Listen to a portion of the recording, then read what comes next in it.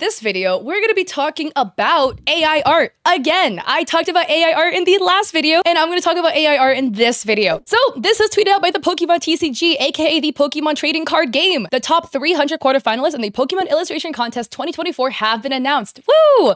Take a look at their glorious artwork and celebrate their incredible achievements alongside them here. If you guys didn't know what this competition was, every year, Pokemon TCG releases a list of Pokemon characters that you can draw, and if you do draw them, then you have a chance to win your artwork on a Pokemon card. Super sick. I almost entered and then I forgot about it. So let's look at the beautiful entries from round one. They give you a select amount of Pokemon. I think it's like 6, which is why there's so many. I forgot how you call this guy, but there's so many of like one type of Pokemon. Oh, what is this? Why is there like so many art pieces from a name that sounds so similar? There's VGen K, Vigo K, Vigo, I'm not going to pronounce that correctly. I apologize already. Vigo, I'm also not going to pronounce this correctly. This is tweeted out by Racy Beat. Can we talk about how these entries are clearly from the same person breaking the 3 submission limit and happen to be in a very AI adjacent style? So in case you guys didn't know, yes, there is a submission limit for this competition. You can only submit 3 pieces because they didn't want people flooding all the submissions with all of their art. Oh, and the theme was creating magical moments in Pokemon. This is the screenshot. So alongside the 3 that I showed you, they also made 2 Pikachu pieces too, under the name VGen K, VGen Cachadorian, I think is how you say their name. Then we have Vigo K, Vigo Cachadorian. There's 6 pieces that made it through, all under the same or very similar alias. So there's 2 issues to this already. The first issue is with them already breaking the rules of the 3 submission limit and then sneaking through. The second issue is the AI art. In my opinion, this is the same person that submitted. You could argue, oh, what if it's all like different people submitting and they're all just happen to have the same name? Except the style looks really similar too, because this is like the AI art style. AI art has a specific style. A style of really excessive highlights in places that you typically wouldn't see highlights to be in, alongside a very anime style rendering, alongside a really poorly put together background. Like there will be a background that looks on first glance highly detailed, and yet when you zoom in, there's blobs that make very little sense in terms of the placement. People are gonna immediately jump and be like, oh my god, no, what if it's not AI? Like, what if it's just a person and this is their art style? We can walk through their art pieces and I can point out elements in their art piece that makes it look like it was made by AI. That are elements in their art that you often do not see artists doing. And I'm just gonna add 50,000 disclaimers. I know it's boring. I'm just gonna add all the disclaimers early so that people who don't like to watch the entirety of the video before they leave comments can kind of get the point, okay? This drama and controversy is about a Pokemon art competition to where you can have your art featured on Pokemon cards, and somebody was using AI art in their entry. Allegedly. Let me be clear when I say this. The things that I will point out are mistakes that genuine artists can make. These are mistakes that beginner artists can make. The stuff that I'm going to say about their art, I am not trying to discourage beginner artists. I am not trying to belittle beginner artists. I myself am an artist. We have all been there. I have been somebody that was drawing people with wonky hands, with no necks, with really bad anatomy. I've been there. I've done that. I've made the anatomy mistakes. The issue is when art is presented at a quality and a level in terms of the rendering that should indicate this person is an established artist with a lot of experience that wouldn't make these mistakes, and yet they have also a lot of beginner mistakes that look really suspicious. The issue is when you take this large pile of beginner mistakes they're making, combine it with a level of rendering that would indicate they're not a beginner, and tie everything together, that is why it appears they're using AI art, okay? If you are somebody who makes these mistakes as an artist, that doesn't mean you're using AI art. Nobody is going to falsely accuse you of using AI art if you happen to have wonky looking hands or ears that don't match on your model or whatever you're drawing.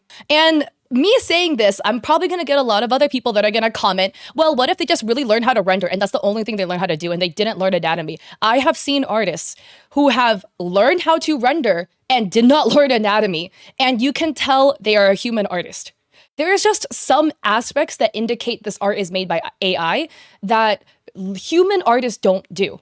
Even if it's a human artist that only learned how to render and did not learn a single thing about anatomy, there is like a look to it. Those are my disclaimers about AI art. The stuff that I'm going to say about their artwork is not trying to discourage beginner artists, okay? We've all been there. The stuff that I'm going to point out, it's when everything is done together that makes it look like AI art. Black sugar pill, I think the thing a lot of people don't realize is that even if it's a mistake an artist can do, a lot of why the mistake is clearly AI is because the logic behind the mistakes don't make sense and are completely illogical to the rest of the piece in comparison to the rest of the rendering. That is the point that I keep trying to make.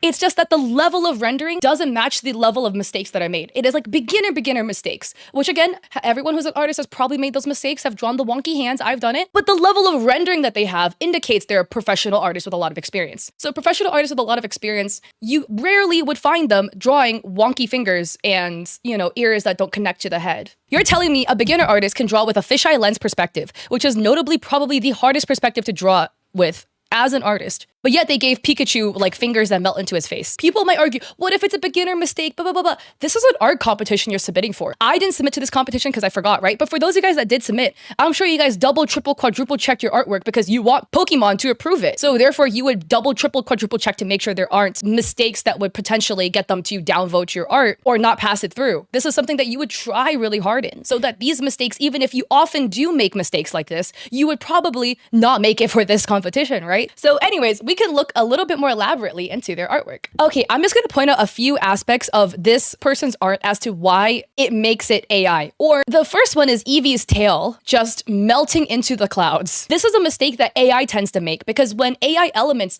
overlap, AI gets confused and will bleed one thing into another. Like when AI was probably trying to draw the sky and then was also trying to add the Eevee tail and it blended the two together like this. The second one is the random lines on Eevee's face. I'm guessing AI was trying to show that Eevee's underwater by adding like the water reflections. You know how water kind of has like a little like blobby shape to it and it will reflect from the sunlight onto the face.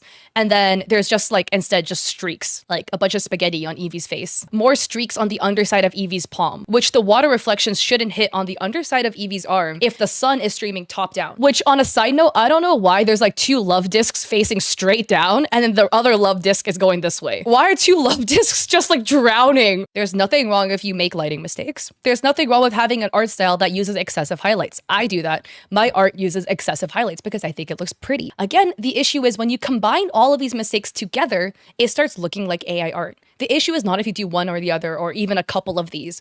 It's all of these together alongside the anatomy mistakes that AI tends to make. That's what makes it AI. Here's the second piece. It's the line work, because AI has a tendency to do line work with extremely varying thicknesses. The mountain is kind of thick and then it thins out and then it thickens again and then it thins out. You could argue it's an art style. I could believe you if it's an art style, except the line work then doesn't happen for Eevee. Eevee's line work is very consistent with the same thickness of pen throughout with some minor thickness changes, but it's very minor. But you're telling me the mountain thickness is going to give in and out, in and out, in and out like this. That's something that's pretty indicative of AI art alongside everything we just saw with the first Eevee piece. Then we have this Eevee piece. Like I said before, AI has a tendency when things overlap with other elements to bleed the two together because AI cannot, distinguish the two. An example or two examples is the cherry blossoms touching the ears, right? When the cherry blossom flows across Eevee, it flows across the ears. There's no line work now for this cherry blossom. It just bleeds into the line work of the ear. Same with this cherry blossom, right? It looks like Eevee's ear has a big pimple on it.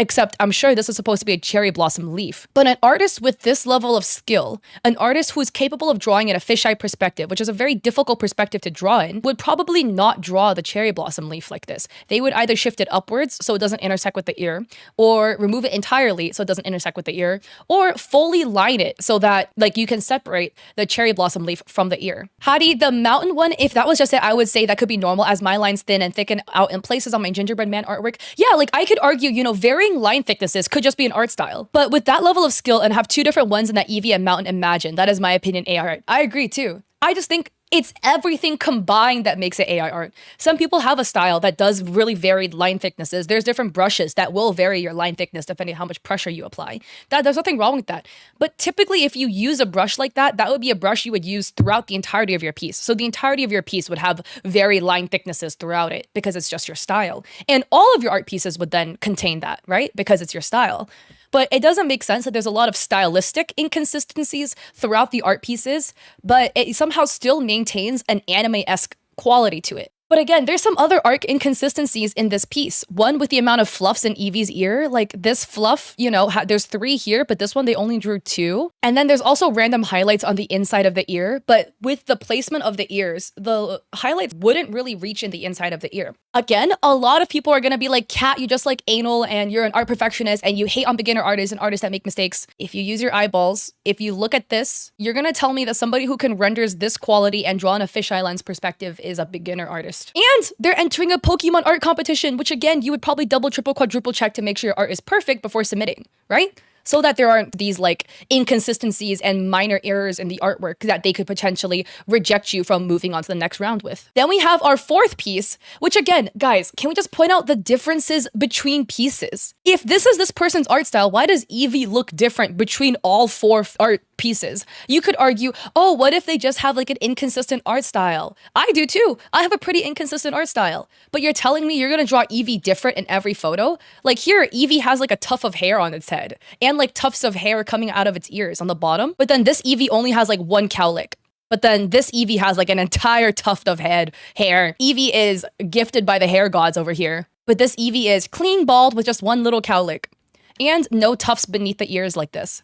Yeah, and this Vaporeon. People kept making fun of this Vaporeon for this piece because it looks so out of place perspective-wise. I think what was trying to happen, Ego, or whomever that person is, might have drawn in the Vaporeon themselves because the style of the Vaporeon actually doesn't really match anything else. Look at the style of the Vaporeon versus the style of the Eevee. In one art piece, the 2 styles of the Pokemon are so different. And I don't want to hear the argument, oh, what if they have an inconsistent art style? In the same art piece that you're going to submit to a Pokemon competition, you would change the style between Pokemon you're drawing. Oh yeah, and the reflection in the water doesn't match, but we're going to see an even worse offender of bad reflections, okay? Also, again, let me just point out, AI has a tendency when one thing bleeds behind another thing, or when 2 elements overlap to just make it disappear. Look at this Eevee's ear, and look at the length of Eevee's ear. Very long, very tall and proud, very fluffy, so cute. Look at this Eevee's ear though, this one. The right ear disappears behind a leaf and then just is gone. This ear is way shorter and fatter than the other ear. And people may say, maybe it's a beginner mistake, they're not good at proportions. You're telling me you can draw water like this? With all these different colors, the sunlight reflection streaming in,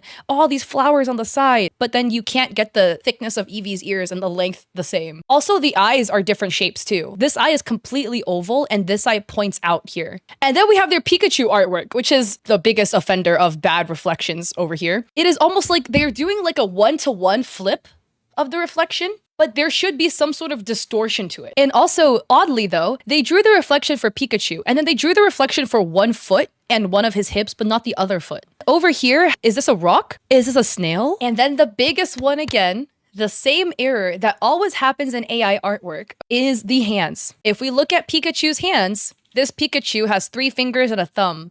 This Pikachu has the right hand is a little off, and then the hand just bleeds into the face. There's just a line here that I think AI was supposed to try to like make the arm continue upwards, but the arm starts down here, so it just gave up and failed. AI, again, has a tendency to use 1,000 random but very, very similar colors. Look at the cheeks of this Pikachu, how one cheek is coral, but one cheek is actually red. This is a very orangey color, but this is a very pinkish red. And then Pikachu's drooling for some reason. And yeah, the water on the ears are weird. Look at this one.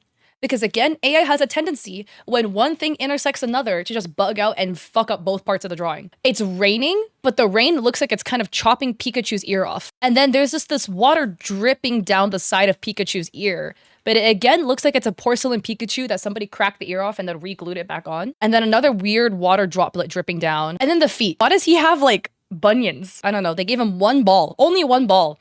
Our poor man's couldn't even get 2. People might hear this and be like, oh my god, Kat, you're just making fun of new artists. Like, you're such a bully. Homie, you mean to look at this? Somebody who could draw a composition this well, and you're telling me that they're gonna give Pikachu a 1 ball. This is clearly AI art. I am not the type of person that would make fun of artists. I am an artist myself. I love supporting artists. I love shopping from small businesses.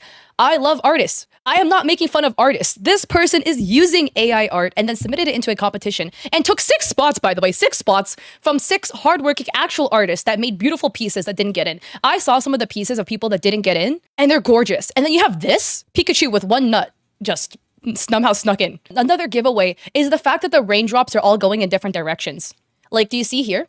There's one raindrop going this way, then there's one raindrop going down, then there's one raindrop going this way, and there's one raindrop going back down, and this raindrop is going this way, and this one's going straight down. An artist who is capable of drawing a whole bunch of leaves and vines and framing plants like this with water that is rendered this well, barring the weird reflection, is able to draw rain in the same direction, okay? And then we have this Pikachu, which is this guy's 6th submission. Look at the stadium lights up here and how they are all crooked. All of the stadium lights are pointing in different directions. By the way, if we look in the background, not a single thing in the background is an actual person. These are blobs. Artists are lazy. I am an artist. I am very lazy. I like to cut corners whenever possible. But typically artists would make some attempt at making it look humanoid. These aren't even like people. There is a person up here. There is one dude up here in the lights. Again, if a human artist would not draw one random dude up here, standing amongst the lights. We can see up here, the top of the stadium is completely wonky with really, really random lines. Like this looks like a spider web up here. The floor that Pikachu is standing on just has some divots, has some cuts. Like, I don't know, Pikachu used Thunderbolt so hard it literally broke the stage. The stuff that I'm saying is not making fun of artists who make these mistakes. I am not trying to make fun of artists who, you know, draw a line and then you forget to connect it behind the ear and then you restart it and it's all broken. I've done that. I've literally been there. I've drawn really wonky looking backgrounds. I don't draw backgrounds in my art for a reason. It's because I suck at it, okay? The crooked lights, you know, is mistakes that I've made. But the thing is, when you combine all of this together, it is so clearly AI art. The combination of the random guy up here in the stadium lights, alongside all of the crooked stadium lights, alongside all of the non-people in this crowd, at least like a couple of the front ones, you might render them to look a little bit humanoid and then just draw blobs in the back. Alongside the stage being completely cracked and broken with divots and this, that, and the third. All of this combined, alongside all of this guy's other alleged real artwork, allegedly, makes this AI. It is all way too sus. And the combination of everything together doesn't match up with the level of supposed skill this artist should have. Let me once again show you the compilation of all this person's pieces side by side. This is high-level rendering. This is high-level composition in the fisheye lens perspective, another fisheye lens perspective, like kind of like a slanted perspective here. All of these perspectives, all of these compositions would indicate this person has a high level of skill. You cannot draw something in a fisheye lens perspective unless you've basically mastered anatomy and proportions. It is really, really, really, really difficult to draw in this perspective. And yet somehow this person is able to do it. But this person also somehow gives Pikachu one nut and has the reflection of only 1 foot and is making a lot of glaring errors that are errors beginner artists make, right? That I made as a beginner. But this person with this level of rendering who can draw in a fisheye lens perspective is not a beginner artist. They are somebody who's using AI. But the worst part about all of this, guys, is again, this is a competition from Pokemon, where you're competing to see who can get their art on a Pokemon card. They picked the top 300 quarterfinalists. This person had 6 AI art entries that snuck through and took the spot from legitimate artists. 6 legitimate artists that worked really hard to make their pieces didn't get their pieces through because this guy went to AI, typed in Eevee, and got what was the output. And there's a lot of comments under this tweet. We have somebody like Anna CDS 2012 stating, in any doubt, think about the little details. Why would a human make this? Look at the people in the background, the flowers, the fruit. Of course, human art isn't perfect, but those little things would help. Exactly. Why would a human put a guy in the lights up on the top of the stage? Some people might argue, what if they were just drawing blobs and it accidentally blobbed into the shape of a human? But again, take that with everything else that's happening here. It's all about context. And this guy in the stands, in context with all of the other vicious AI errors that are extremely similar to errors AI art makes, does not add up. Why would a human spend all of this time and effort making a very spiderwebby looking ceiling when artists a lot of times are lazy? We just cut corners, okay? And nobody's gonna look at the ceiling, so I would just draw like a C shape and then some legs and call it a day. I feel like most artists would do that. They probably wouldn't go through this lengths to add all these random holes into the top of the stage for some reason. Why would an artist draw a fruit rock snail thing in this corner? Dami says, style and such so it's not impossible, but if doing that kind of digital art, I don't think a human would make the floodlights so uneven. And again, if you're being really lazy, maybe you can make a bunch of uneven lights. This is a competition to win your art on a Pokemon card. I feel like given this context, you would probably put in a bunch of effort into making sure they're pretty straight looking, right? Obviously, they might be a little crooked here or there. Obviously, take a look at my mortar art. The eyes don't even match in this piece that I did when I was 17 years old. It wouldn't be to this level of like glaringly bad. I'm gonna add a disclaimer. In the terms of bad, again, all these negative things that I'm saying about this art is not in relative to beginner artists. If I see a beginner artist make these mistakes, I don't think, oh my God, this person is so bad. It is because this person is using AI art that I am making fun of their art, because this is AI. I would never make fun of an actual genuine human being artist. I just want to add that clarification. And then there's another tweet here. So this tweet was put up by Godmaster Bun. I will confidently say that there's AI artwork in these finalists. VGen K has multiple submissions under different names, but the same initials, and he has taken away spots from real artists who deserve to be on here. Shame on the Pokemon judges for not realizing this. I also can't believe this wasn't caught. There's thousands and thousands of entries to this competition. True. However, didn't they look at the top 300? So Bun says it's hard to prove all of these in one reply, but to start, this Pikachu is probably the most obvious. One key to spot AI art is inconsistency, and none of the stadium lights or crowd members have any consistency. And like we've mentioned, there's a dude up in the stage lights. Yeah, this is the big one. The tumor in Pikachu's arm. Or Konpei Mimi says, it definitely is insanely more obvious when you put all of his entries of the same Pokemon side by side. No consistency in his shape language of the Pokemon or even basics like how many fingers he gives them in each piece. That is exactly true. You can argue somebody would have differing art styles, but you're telling me this guy can't draw the Eevee the same way in 4 different art pieces?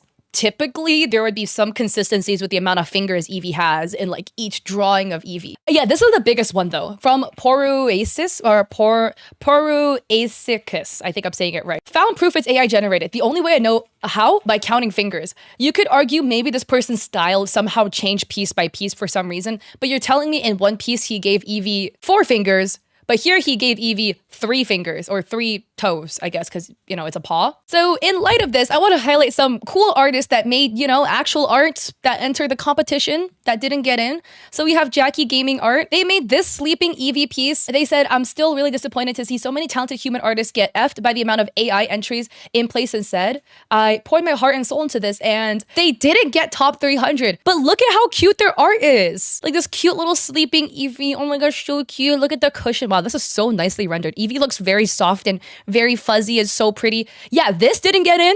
We have this one from Versiris, or Versiris, I think is how you say their name. Here's one of my entries for the Pokemon TCG art context for Farah. Oh, I can't say that right. I didn't get into the top 300, but I really tried hard on this one. I hope it shows. This is so cute. Oh my God, wait. It's the little guy sleeping on top of the bigger guy. This was their other entry, my other entry for the Pokemon art contest, Absol. Sad I didn't get selected. This didn't get in. This looks so good. The little swooshy, like I like how circular this looks. It just itches my brain very nicely. The sharp edges mixed with the circular shape of it, just so pretty. Wait, this is so cute. This clearly, obviously, made by Quartz, is made by a human artist. It's so pretty. I love how sparkly this is. The colors, the little like swirl here, so pretty. Little trapdish down here.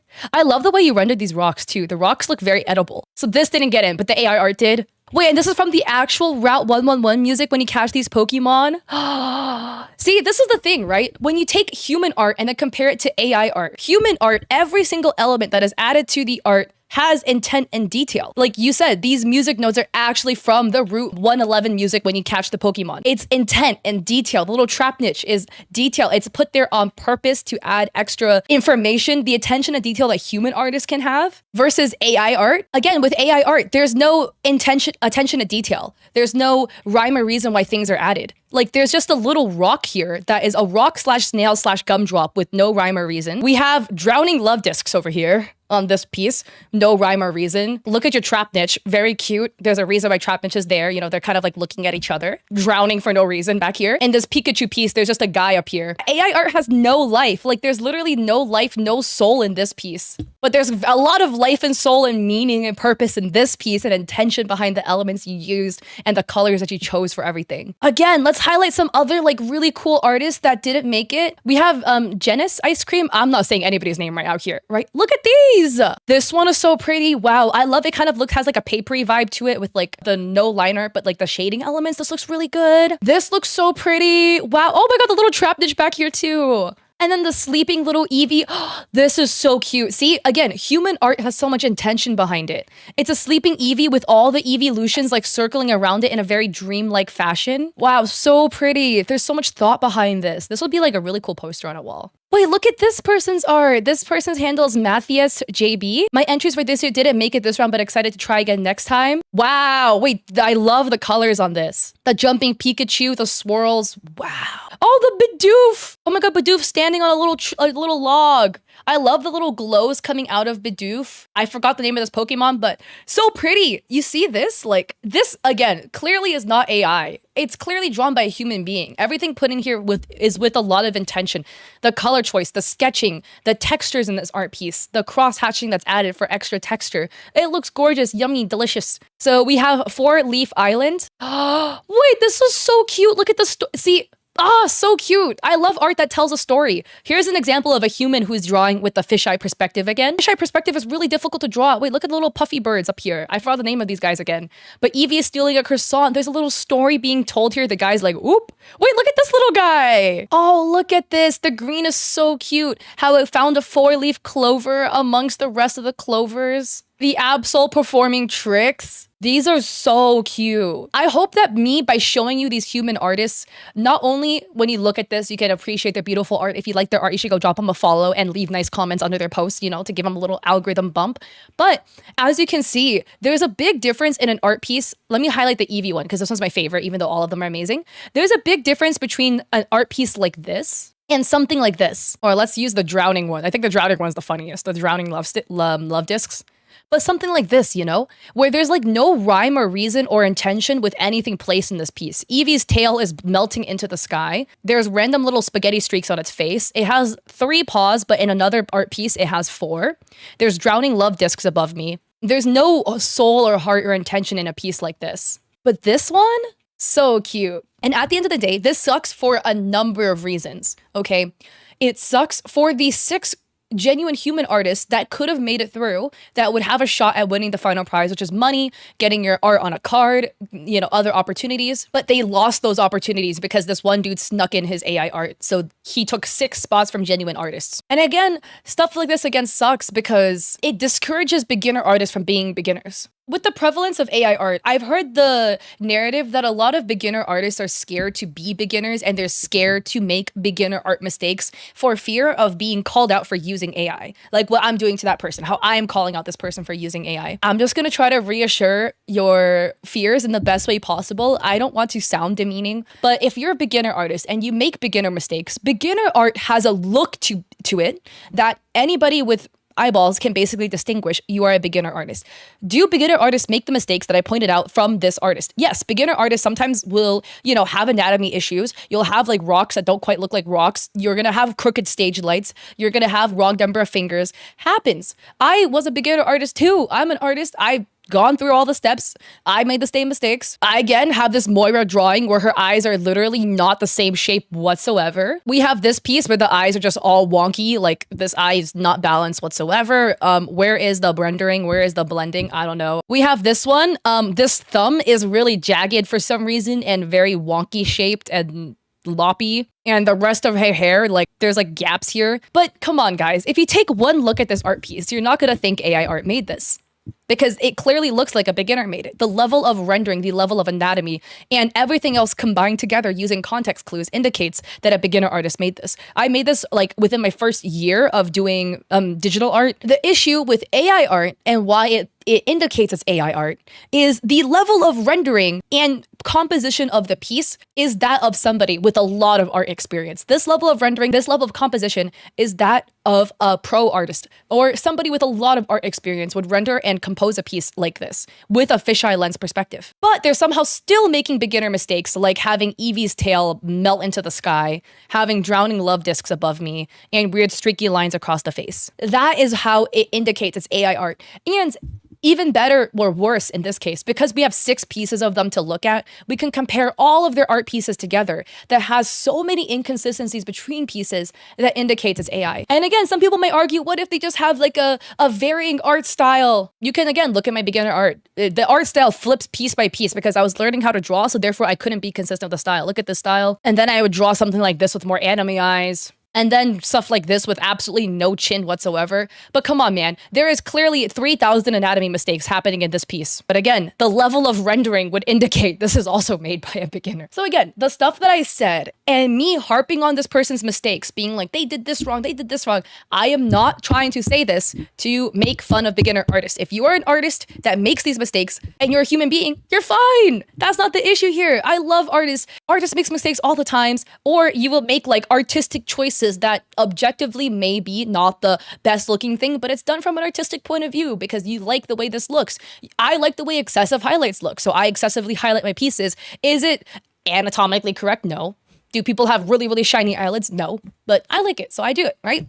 But the things that I'm harping on this person about and making fun of their art, it's because they use AI. I'm making fun of how the AI generated it really badly. I'm not trying to say these things to try to discourage beginner artists or make fun of beginner artists or even more experienced artists in any way. If you're a human being, keep making your art. I love looking at pretty art and hate how this AI art stuff kind of ruining actual people's art, you know? 6 people didn't make it into this competition because this one dude stuck in 6 AI art pieces. Not only did he stick in more than the allotted 3 he was supposed to stick in, they were all 6 of them were AI. That's the issue that I have here. Guys, I have a deep dive to do about this artist that was accused of using AI, is basically proven to use AI. I actually have lore about this artist going back to about 2017. Because I used to be somewhat involved with this artist because we were in the same community and they were doing some sus stuff back then and it got even more sus now. The artist in question is this artist called Yall.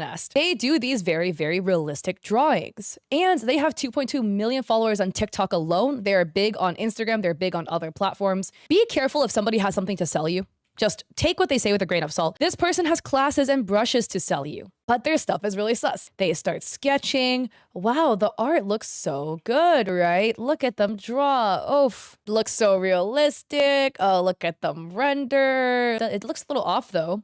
But who knows, right? Maybe it was like a one-off. And they start scrubbing. Wow, here's a beautiful drawing of Jack Frost. Doesn't he look so good? And it also looks kind of AI. Interesting. What about this one? Okay, they're painting, coloring in the eye sockets, coloring in the nose, the corner of the mouth. There's a lot of jump cuts. The way they color is a little bit interesting. It's not impossible for artists to color like this. A lot of legit artists do have this type of coloring process where they put in the darkest color first and then they render over it, but it's looking kind of sus. I want to point out some elements that look suspicious of their artwork. Look at their brush strokes here. They actually have a very sneaky way of hiding the fact that they use AI, which is why I want to point them out. I didn't just wake up and was like, let's call out this person, okay? It was because they do a really interesting job of hiding it to where I want to educate you guys on it. Look at their brush strokes. If you use a brush, what happens is you select a color and you paint that color down. How is it possible that this brush applies 3 colors? It applies a very tan orange skin tone, basically a pure white, and there's some yellow in here. One brush does not apply 4 colors. That's not how it works. So this is an older piece that I've made. I'm gonna fill it with almost black, just because it's similar to the color they were using. If I take a brush, I'm gonna pick a skin color. Only one color comes out, but the way they were painting makes it look like more than one color was coming out at once. So that's already sus. Like their brush somehow can paint like 10 colors. I wanna point out this aspect to you because I don't know about you, but I don't think anybody draws eyebrows like this. Look, she has the bangs, okay? And then she starts coloring in the skin on top of the bangs, and then she cuts it into a triangle so there's an eyebrow. Maybe there's like a one artist out there that renders like that, but I feel like most people just draw the eyebrows separately. They don't cut it out like that. I also like how things slowly start appearing. Just, you know, a little bit of earring. Like just like a little lines for the mouth and then it immediately fully rendered.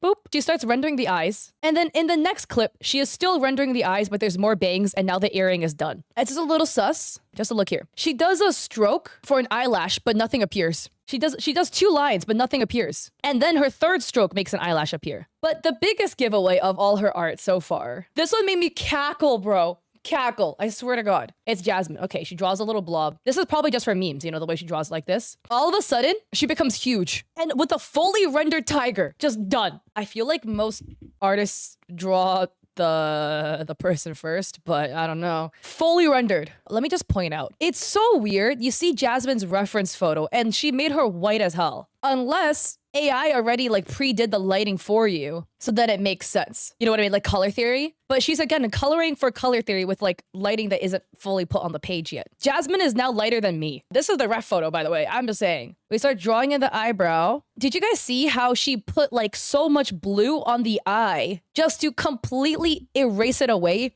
again?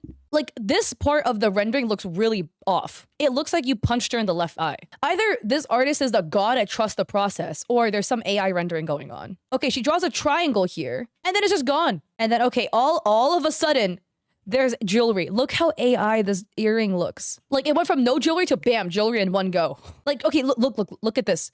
She's painting the mouth up like this, right? And then it changes. And then it changes to this. The mouth literally changed. And look, now she looks her skin tone. But why the hell did you make her white as hell in the beginning? And then look how AI the jewelry looks. Yeah, and the other eye is completely unrendered. This looks like she did a smoky eye on one eye and absolutely no eyeshadow on the other. I don't know of like a human artist that would do this, where you put this heavy eyeshadow on both eyes, you completely color it out on the next page. Where I tie into Yellenest is I used to be part of the semi-realism art community. It is an art style. A lot of people don't like the semi-realism art style. People argue there's not much creativity that goes into it because essentially you're drawing somebody's photo. You do it in a somewhat stylized way like this, or this one is my favorite one by far that I've ever done. It's like a little bit more anime, but it's very realistic. So I have this one, before, after, before, after. And Yellenest was part of this community as well. But their older artwork used to be a lot more stylized. But I've always been suspicious about their older art.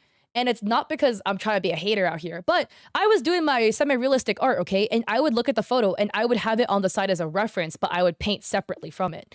And I was like, dude, how is somebody like Yellenest pumping out these pieces almost once a day? And these pieces were taking me minimum 4 hours to draw. I already draw fast too. I was like, how? Because it's so time consuming to do. But what these artists would do, like Yellenest, was they would directly color select and paint over the original photo itself to be able to draw it faster. So here's their older art. This is from 2019. As you can see, I literally liked it, liked by Cat Lante Art, which is my art account. This is their old art. And what they would do, probably for time's sake, is they would take the original photo and literally paint directly over the person's photo. To me, it feels like cheating to do that. Maybe I'm just a hater because I did the same style, but it took me way longer to produce pieces because I drew it myself. I mean, if you take their older piece, this is the left obviously being a art piece of theirs, and you put it over the face, yeah, it's like basically 1-to-1. So literally what they would do is you take the piece and then you just go get your airbrush tool and you abuse the crap out of it. That's essentially how it would work. Like they would take the original photo and color over it like that and trace over it. So you can produce pieces faster. So they would paint over an existing photo. So I'm not surprised that now that AI is out, they're doing it again, just with AI. They're just painting over AI photos instead of actual human photos. The way they scam their process is they do a backwards drawing, essentially. So here's an older art piece of mine. So to fake their art process, they would have a layer on top with just some colors blocked in. They would do like circles for the eyes or whatever. And then they would take an eraser. They'll be like, oh, look, you know, I'm drawing in hair strands. But what they're actually doing is erasing the top layer to reveal the layer below it. And they'll just do like a couple strokes so it doesn't look as inconspicuous. But as you can see, because you're erasing, multiple colors can appear. So if you're drawing with a regular brush, you can't make more than one color appear. That's not how that works. But if you're erasing, of course you can reveal as many colors as on the layer below it. So yeah, they would erase the top layer and then they would, you know, erase a bigger chunk of it and then cut to the next step. And they'd be like, oh, I'm done drawing the bangs now. Haha, you know? Oh, time to draw the eyes. I'm sketching one eye out. Time to draw the second eye. And then it's just erasing to reveal stuff below. So then it's like, oh, time to color the eyeball in. Haha. Oh, now we have one eye. And now we have the other eye. Which is why their piece jumps so quickly. That's why their piece goes from like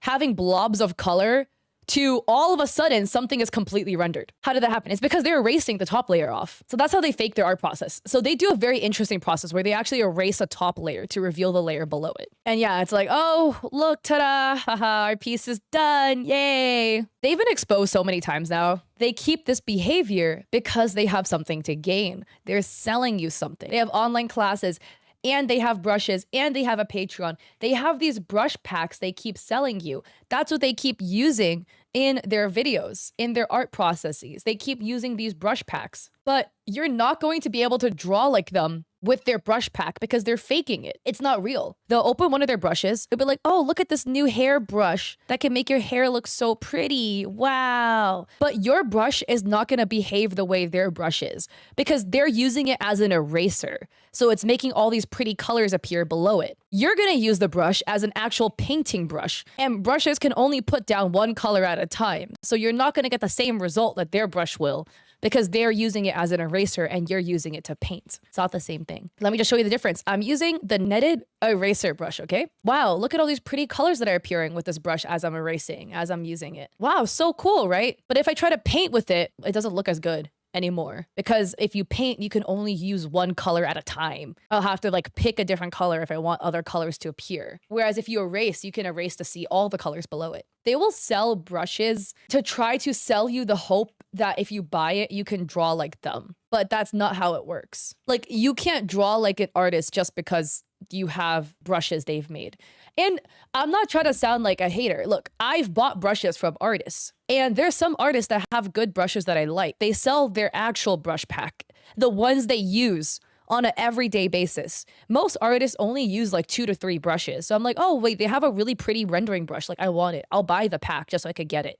I don't trust artists that sell you like 20 bajillion brushes because most artists only use like 2 to 3 brushes. Maybe you use like a couple of fun brushes to add sparkles. This person apparently has like 20 bajillion brushes. Yeah, they ain't doing this. I think it's so funny too, because if you go look at their brushes, they'll have people putting it like a 5-star, but they also have like a whole bunch of 1-star ratings. It's 5 or 1. And I think it's 1-star because people bought it and they realized, wait a sec, it doesn't make me draw like them because it can't, because they fake their process. Like, look, oh my God. All these 5-star ratings, and then bam, a whole bunch of 1-star. This brush again, 5 stars, 4 stars, no 3-star ratings, and almost even amounts of 5-star and 1-star ratings. I'm not gonna support a scammer. I don't want to put any money in their pocket. But yeah, the ones with only 1 review, I don't know, because there's not enough reviews. But yeah, be careful of where you put your money, guys. If somebody has something to sell you, you should take it with a grain of salt and double, triple, quadruple check before you cha-ching, spend your money. In more Twitter art drama news, we once again have somebody who stole art, but this time it's AI art. So this is a tweet put out by FuwaCH or FuwaCH. Just because I see a lot of YouTubers entering this one right before I sleep, please be aware this account is cleaned up / traced AI. They are trying to ask money for it. If it seems too cheap, it probably is. A lot of their work has weird issues, and the YCH thing, every single ear is different. I don't usually call people out, but they're lying and taking commissions. It's in reference to this tweet. Summon your character here art raffle. To enter, like and retweet, drop your OC. If you guys don't know what your character here is, I will explain it to you so the rest of this makes sense. You get some bases, right? Which is like a character with no hair or any other identifying features. If you have a character you would like to use, either your VTuber or a cartoon character or this, that, and the third, they would then draw in the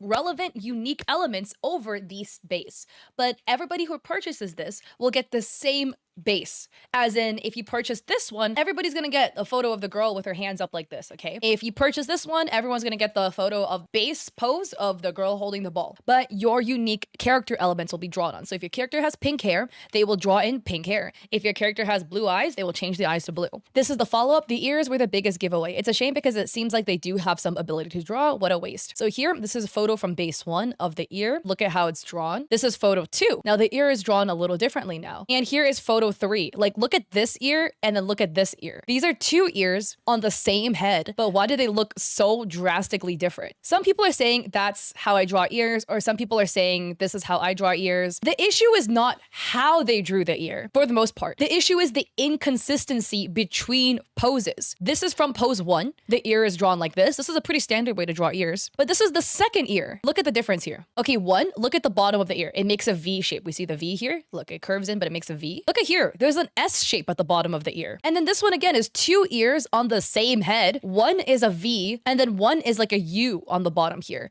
And let's not even talk about the rook area of the ear, where this one has like really, really heavy black shading, like completely filled in these like shadow details. And this ear just doesn't have that. And there's no rook. It's just like 2 letter ends basically, and then the rest of it. You wouldn't draw two ears on the same head in two different ways, that is where it indicates it's AI art. This is the original artist, the fake AI artist that did this. Let's look at the poses. This is pose 1, this is pose 2, this is pose 3. Let's revisit pose 2. Look at this Ganyu drawing that was found by May_Nashi.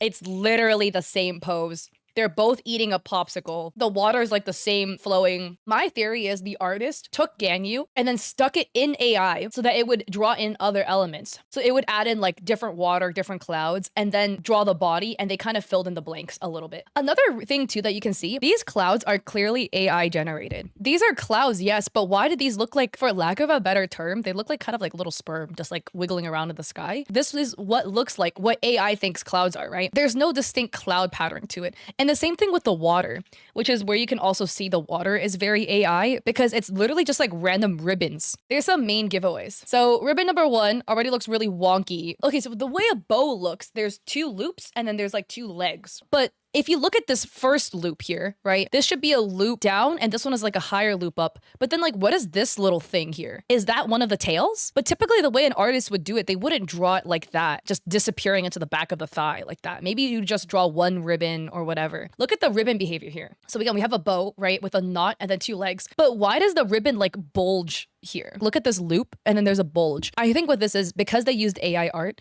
the AI was like, oh, when we get to the top of the ribbon, there should be a knot. So it took like the ribbon itself, tried making a knot at the base of it because it's bulging weirdly. This doesn't make sense either. And here's the thing. This person did a good job of hiding it. They took somebody's art, they fed it through AI, and then they drew over the AI output. So there are hand-drawn elements of it, which makes it more confusing than if it was strictly just AI. Another aspect that's weird about this art piece. What are these blobs on the ball? This shading makes no sense whatsoever. It could make sense if there's leaves and there's light streaming through the leaves and then it would create kind of like leaf shapes. There's no leaves anywhere. There's nothing that would cast highlights that look like literal blobs. Weird lighting is another indication of AI because AI lights up art when they draw highlights. They light it up with no rhyme or reason. Look at the bikini bottom here. Why is there a highlight here? Some people could argue, oh, it's the bounce light from the water on the crotch, but like there would be no angle for there to be a bounce light because the body is held against the stomach like that. If there were bounce light, it would not be here. The ball should be casting a shadow here if there's like a light. Going over this one, oh yeah, here again, more examples of wonky art. Look at the bow, the string on this bikini. There's 1 loop, 2 loop, and then what's this? So there's a bunch of glaring issues with these bows on the bikini. Okay. 1, why is there just white inside this loop? There's no sky. As you can see here, there's some blue, there's like a cloud,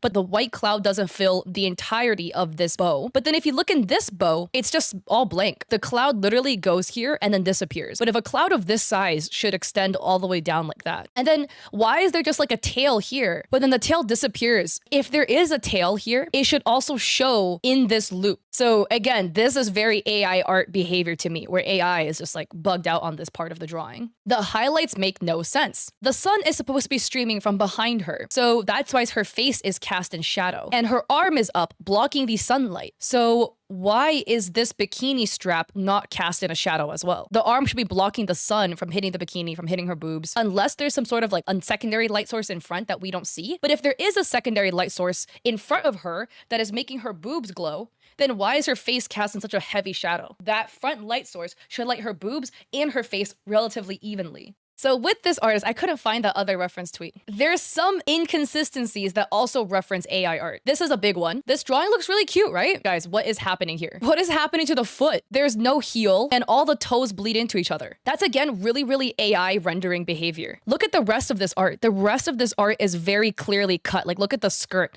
It's like clear cut, fully rendered, fleshed out, this, that, and the third. And then the toes are just like barely rendered. This one's a huge giveaway for me personally. Look at the hand of this art. Where's the thumb? And then all the fingers have really sharp nails. So given the length of this 4th finger, the nail should extend a little bit further downwards here. It should jut out a little bit. The Fryren one is a very strong atrocity of AI art. This might make more sense if I draw over it. Normally, I don't like drawing over people's art, but if it's AI art, whatever, I don't care.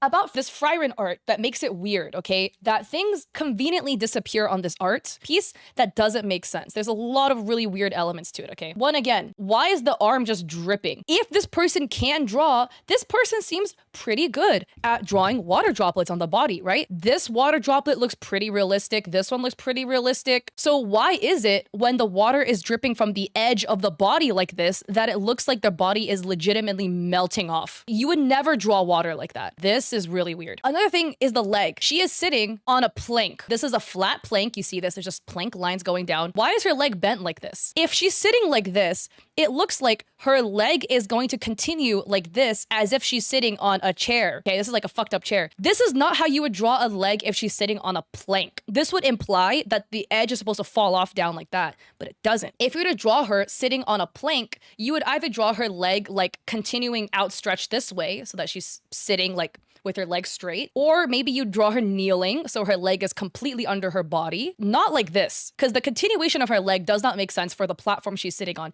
and there is no indication that the platform falls off like this so it becomes a box. Another one that is really weird is the hair, because AI has a tendency to make things disappear, where it's like if it's out of sight, it's out of mind. Good artists know there's continuation. Look at the level of rendering in this art piece. This level of rendering would indicate to me that this artist knows how to draw, where they would not be making these beginner mistakes that we often see with beginner artists. There is nothing wrong if you do happen to make these mistakes genuinely as a beginner artist, but somebody with this level of rendering, of composition, of anatomy should not be making these mistakes. Why does the hair disappear here at the shoulder, like right at this point, and then it only appears at this aspect of the arm? If the pigtail were to be like this, and it's wavy because it's wet, right? You would kind of expect maybe like there would be strands that would peek out on the left side of her arm too. People are defending her, being like, you're hating on a small artist. And the thing is, this person is not a small artist that's making genuine mistakes. This person is somebody that is drawing over AI art. And me pointing these out hopefully can really illustrate to you how we can point this out. This Fryron drawing is the blatant and biggest abuser of AI art, okay? If something gets obstructed by view, AI has a tendency just to make it disappear altogether when it should later appear. Referring to, again, the hair, right?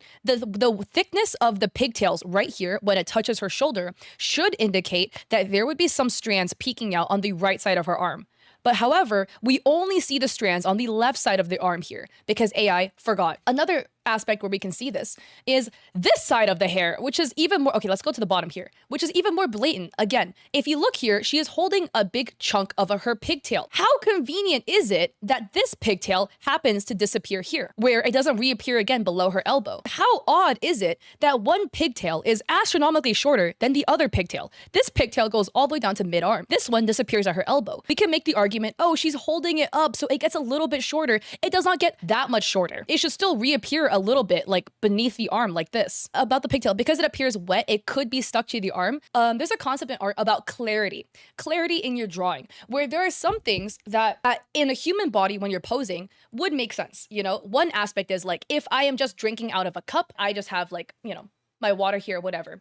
But drawing your body like this actually doesn't really look as good in art. The reason being is the silhouette test. If we were to then black me out and black out my body, you would see my shoulder, my arm, and my elbow disappear, but you would not see any other element, right? Because the water is actually on my chest like this. So if you were to black me out in a silhouette, you would not see me hold a water bottle. So there's a concept in art of clarity where you would actually move the body and silhouette around to make a better distinction of what you are trying to portray. So if you were to try to portray water drinking, you wouldn't necessarily portray me holding it like this. You would have me at an angle with the water bottle removed from my body and like this. So if you were to then take me pose like this and cut it into a silhouette, you can clearly see that my arm is holding a water bottle. There is an arm and there is here, and I would be at an angle, like, I don't know, about to drink it or whatever, right? This would clearly indicate silhouette-wise that I am holding a water bottle a lot better than it would if I'm holding it like this. So this same element actually applies to other elements of art as well. About, for instance, this pigtail, where it could be really, really reasonable, right? That if you get out of the water and you're completely wet, that your hair is sticking to you, like, you know, it's just like cling wrap sticking to you and you look really bad.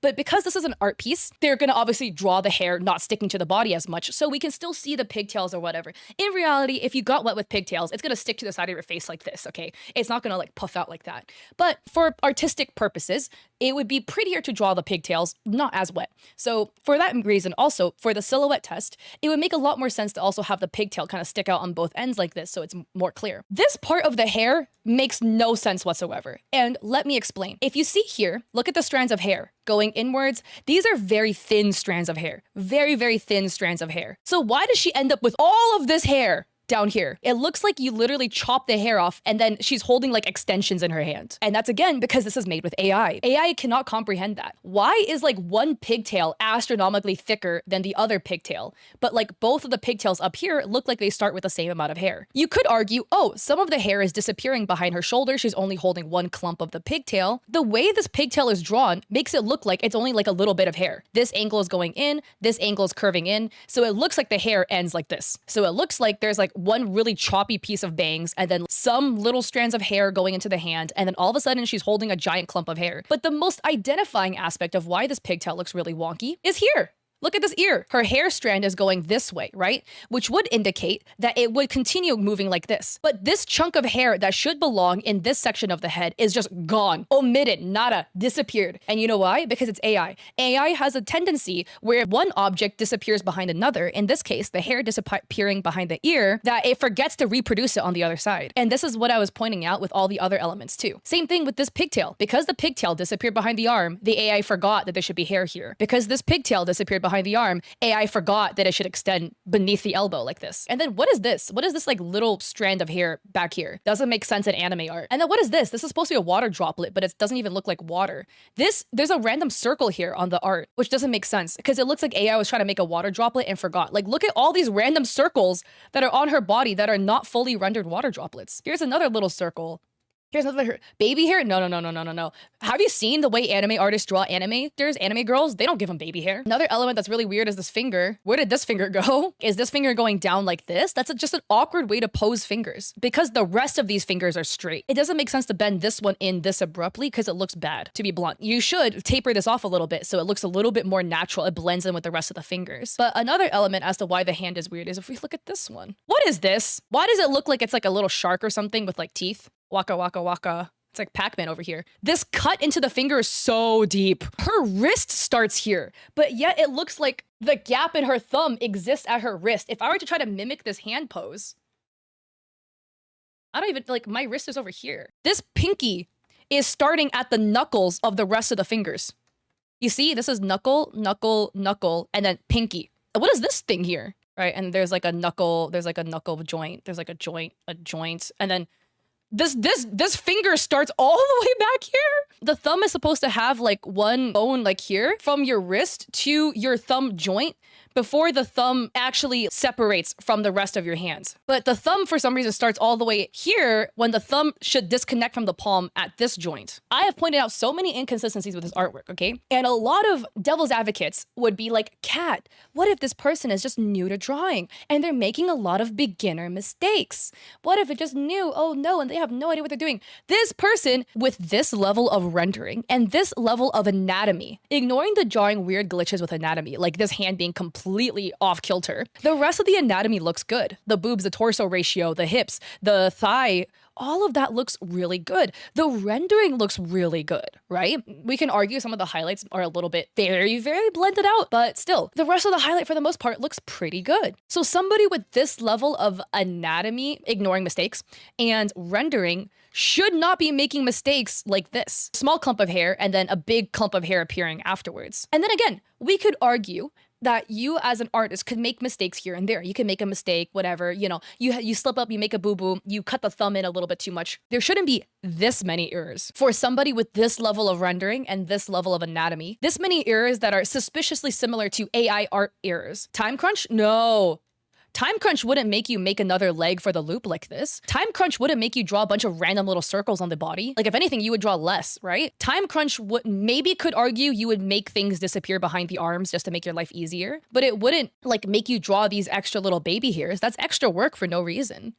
The Fryron one is like the biggest, I think, abuser of AI art that I've seen amongst their artwork. But we have other examples here. Where's the belly button? Because this suit has a belly button cutout, but there is no belly button. And the fingers are really different. Here they made them look like sausages and toes. Here they drew the fingers with like long fingernails. And then they have this one, Wow, so pretty, so gorgeous, right? The model's really pretty, don't get me wrong. And by the way, I want to clarify, this is not fault on anybody that commissioned this artist, okay? Because I'm of the assumption that everybody who commissioned this artist probably had absolutely no idea this artist was using AI art. Oh, look how convenient. We once again have the tendency of things disappearing behind the body, and then when they should reappear, they don't. Look at this ribbon of hair. Look at how thick this ribbon of hair is. You would expect this ribbon of hair to continue going downwards past the flowers on the arm, except it doesn't. It literally just conveniently disappears behind this person's arm. Look at this strand of hair back here. Look, this strand is flowing this way. How convenient this strand disappears behind this strand. How convenient this strand disappears behind this same strand. Look at this like single tiny little thin strand of hair that magically appears into this like whatever triangle piece. Why is there like another strand of hair like this? This ribbon here, why is this ribbon outline like this? There's like a blob that appears and then it disappears like that. Ribbons are the same length. They might bend and fold a little bit. They wouldn't randomly get thicker and then randomly get thinner for no apparent reason. So same thing with this tail. Look at this tail of the ribbon. It looks like an L, like how this person uses AI art. Why is it shaped like that? The ribbon, if it's just sitting here, it should just kind of like drape or whatever. It should just do something like that. And then there's just this blob here again. But the biggest giveaway that is very notable in this art piece is the immediate shift to cell shading whenever this artist cannot use AI art anymore because it's a commission for a VTuber. The artist must have used AI to generate the base, as in the body, the skin, whatever. As you can see here, look at the rendering. Very, very airbrushed, very, very, very soft, okay? Why is this super harshly cell shaded? This black stocking is not even shaded, but the rest of the thighs are super shaded, super well rendered. What's cell shading? Oh, this is the worst circle ever. What cell shading is when you apply your shadow and your highlight color, you draw it with a very, very solid brush with no fuzzy edges, right? This brush is very solid and you do not blur anything out. It would be shaded something like this. This ball is horrendously shaped, but you got my point, okay? But you see here, cell shading has really, really harsh lines. Like in cell shading, you don't blur any of the lines out. It's really harsh. The difference is you don't use airbrushing either really in cell shading. Whereas this one that I just rendered, this one has a lot of airbrushing, a lot of blending, a big variety in colors that was used. So as you can see here, anytime the artist has to draw something, it's in cell shading because that's what the artist can do, cell shading, right? That's what they're familiar with. Whereas when the AI does it, the AI does a much more heavily rendered version. So if we go back over here, looking at this art piece of this VTuber, if you look at the stomach, look at how soft, how rendered, how many different colors there are on the stomach. Look at the garter. It's only 2 colors. And I can show you this with the color selection tool, okay? With this eyedrop tool, I will select colors from this art piece. What I want you to do, take a look at this color selector here. When I select different colors, it moves, right? When I select the rose, the circle moves to pink, and this element of the main selector selects the main color, it is pink. If I select this, it's blue. As you can see here, it jumped. Look at the stomach. I'm gonna select the highlight, it moved. I select here, it moved again. I select here, this part of the stomach, it moved again. I select this rim light, it moved again. I select the inside of the stomach, it moved again. I select this side of the stomach. Oh, look at it jumping. Even between 2 sides of the stomach, the color changes so much. Let's look at the garter. Again, look at the color selector. Okay, we have the main pink, we have the shading. Main pink, shading. Main pink, another part of the garter, it didn't even move. Another part of the garter, another part of the garter, another part of the garter, another part of the garter, it literally didn't even move. One thing that AI art does is AI art has a tendency to choose like a fuck ton of random colors for some reason when they use art. Most artists are lazy. They would never choose like 10 different colors to draw one shade of pink. But AI art has a tendency to do that. But yeah, like the stomach there's so many different color varieties in the stomach, but then the garter has like nothing.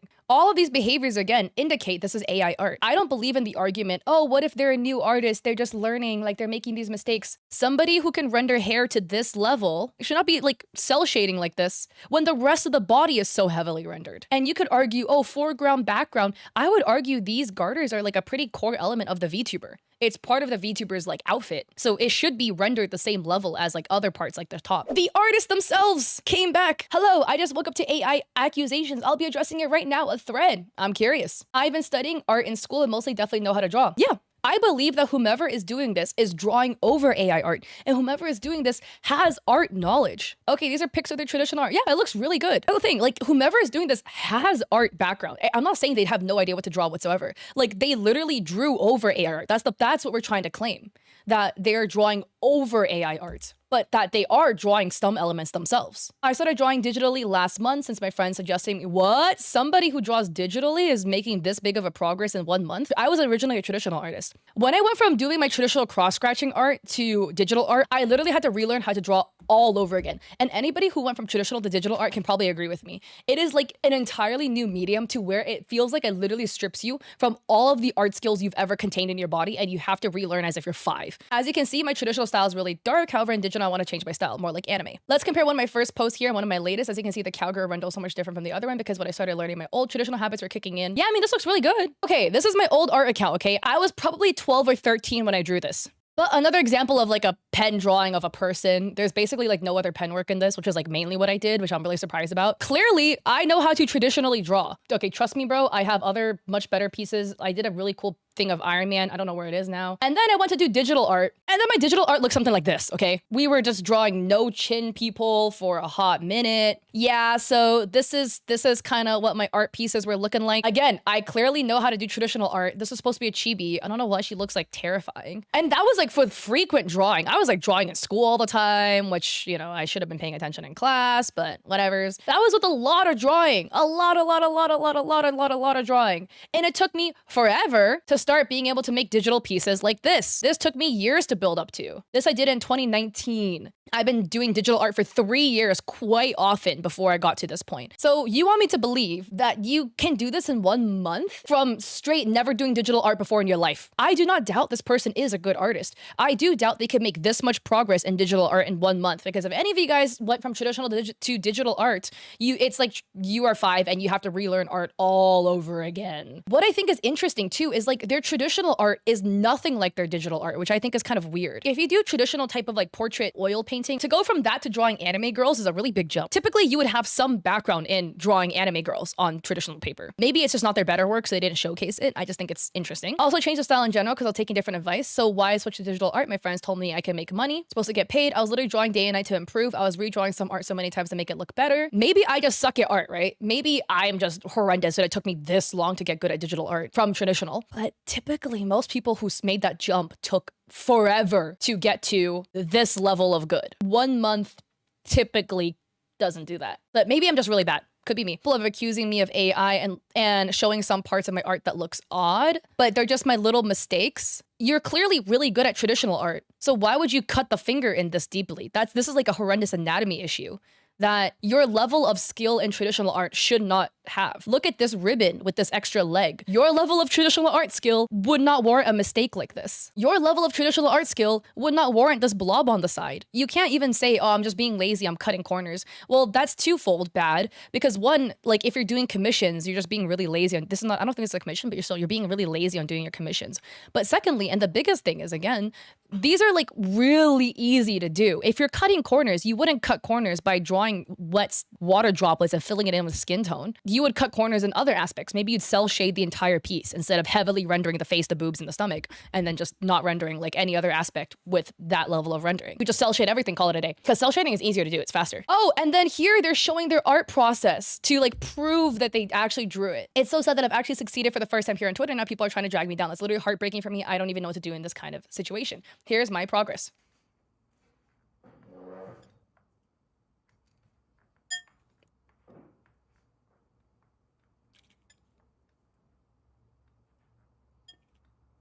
What?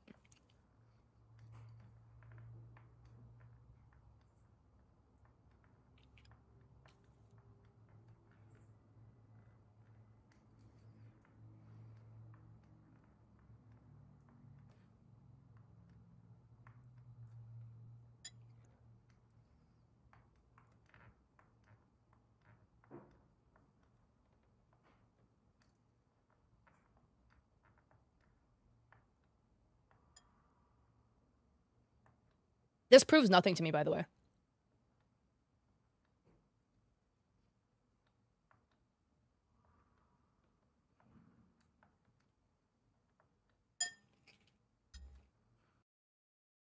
This proves nothing. So turning on and off layers doesn't prove anything, because the thing is, like, I trace over AI, draw the layer, and then delete the AI image, and then now you have your traced layer. That doesn't actually prove to me you drew it yourself. So you know what the truest proof is? What they need to do is go on Twitch and then just live stream an art process. Just draw a brand new piece and let us see. Like, let's just see if the quality is up to par with the pieces that you are putting out. A lot of people are defending this artist. And here's the thing, I am an artist. I always try to err on the side of artists, but this is just so blatantly AI. And the thing is, most people that are defending this artist themselves are probably not artists, or you don't do digital art. If you are an artist and you do digital art, you can probably see the inconsistencies they're making has no matchup to the level of skill that they supposedly have. And with your level of traditional skill, you should not be making the errors that you're making in your pieces. So we have people in the comments, just ignore them. For some reason, they have time to put the same message in all participants. Just ignore them. But not this person with the comment, just ignore them, actually just having AI art as their profile photo. There have been cases of people pretending to show proof by showing the different layers, but are still stolen trace AI, etc. work. Yep. So the most concrete proof you can show is a time lapse of your art from start to finish. Interesting how both sketch layers are 30 and 32, meaning they're newer than the rest of the painting. LMAO. Can't say that helps the case much. Oh! Is that true? I wasn't looking at the numbers. 17, 19, 21. No way. Wait, this is like either 22 or 32. So thank you everybody who supported me in this situation. Today was a really stressful day. I almost had a panic attack due to my poor health and stress, but I'm very thankful for everybody's support, sending love. I hate the guilt tripping. I'm really sorry that your health is suffering. I'm really sorry that you almost suffered a panic attack. That you wouldn't be in this position if you didn't do AI art in the first place. It's like, I don't know, maybe I'm sounding bad here, but it's kind of giving like I'm suffering consequences for my bad actions. Oh, NARS. Like if you didn't just draw over AI art and then sell it, none of us would be like coming at you for this. This is really weird to me though, because they opened up Procreate, but in the previous video, they showed the sketch layers in Clip Studio Paint. Hey guys, I'm actually like super stressed out about this whole situation and AI accusations, so I'm showing you my full, like as I said, I redrawn the whole thing on Procreate, so I will have proper time lapse. Oh, so they redrew it in Procreate. Okay, but Procreate has a feature where you can add an image as like a private image, so it's hidden and it doesn't show up in the time lapse. So that still doesn't prove it to me either. As you can see, it's not edited. I'm showing you straight project from beginning, all the time lapse and my layers, and I just hope we can like finish this whole discussion, and that proves that I'm not tracing, and I don't really need tracing. I did have mistakes from places to places and inconsistent art style, but that was because I was trying things out and I was so focused on my render that I didn't really pay attention much to my details, and I hope that clears everything out and we will not get back to this topic. Thank you everyone. Let's slow down this time lapse. What the fuck is this supposed to be? Most artists who block out their art do not block it out like this. You would draw like a box for the torso, a box for the hips, and then the legs. What is this? You just brought like a box for the boobs, a circle for the head, and then like the trapezoid for where the legs go? Where's the torso? Normally, if you were to draw a pose, okay, you would draw a head. I try to draw the plane of the face. Again, different artists draw differently, but like the way she draws is like she's making things up out of thin air, okay? Then you would kind of draw like the plane of the body. Okay, like a line, you know, try to like map where the focal point is gonna be if you're gonna put like some arms upward. Okay, but then, you know, you would draw the torso, the box for the torso, okay? Okay, I'm just gonna put my torso over here. This is my torso. And then we have our waist here, and then we can do the hips. Then we can do the hips, okay? So we can have an arm over here, like on the hip somehow. And then this arm, I'm still using my water bottle example. Earlier today, I was showing you guys how it looked like drinking water. Okay, well, we'll put a little dumbbell, okay? We'll put a little dumbbell. Lifting weights makes a little bit more sense than whatever I just did. This is typically how most artists who do digital art, and even traditional art, if you draw full bodies, would block out the body, okay? You would draw a circle for the head. You may not draw the chin. I always draw the chin in because it makes more sense in my brain. Then you would draw the torso, like the upper torso. And then you would draw the stomach and then the hips. You would connect the torso to the hips, okay? Because it makes sense.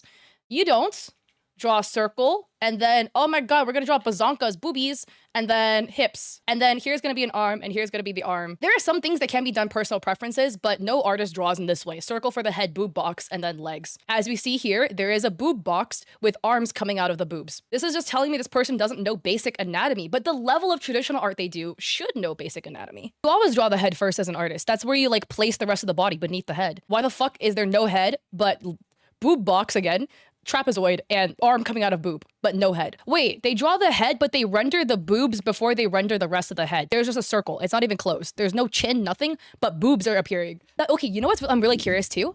They draw in Clip Studio Paint, right? Why don't they just screen record in Clip Studio Paint? Why did they have to go to Procreate specifically for a time lapse? Because you can record a time lapse in Clip Studio Paint, by the way. You initially drew in Clip Studio Paint, but then you went all the way over to Procreate to do your time lapse when Clip Studio Paint can do time lapses. Unless Procreate, you can add an image in Procreate and then private the image so it doesn't actually show in your time lapse even though you can see it. But Clip Studio Paint doesn't have that option. It'll record your entire screen. Why did they draw this tiny little frame of their model? You are on a tablet. Have you heard of zooming out?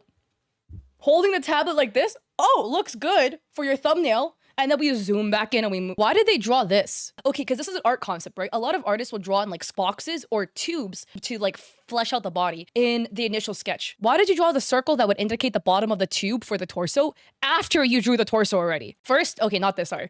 You would draw something like this, and then if you truly want to like flesh it out a little bit more, you know, then you would, you know, you could also go and like draw the tubes. You know, this waist is a tube. Okay, that's like a box for a shoulder here. But you don't do that after you already like cinched in the waist and everything. You see this line, you see that line. What is that supposed to represent? And what is this on the stomach? Why did she draw this? Why did they draw a V at the neck here? That's weird. What is that supposed to be?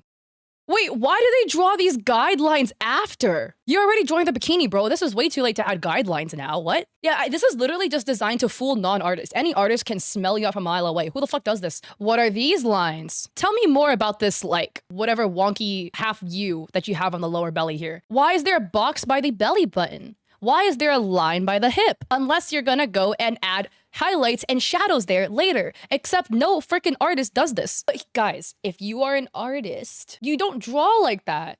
You don't draw the shadows and highlights as sketch lines into your art. No genuine artist draws like this. Or very, very, very few.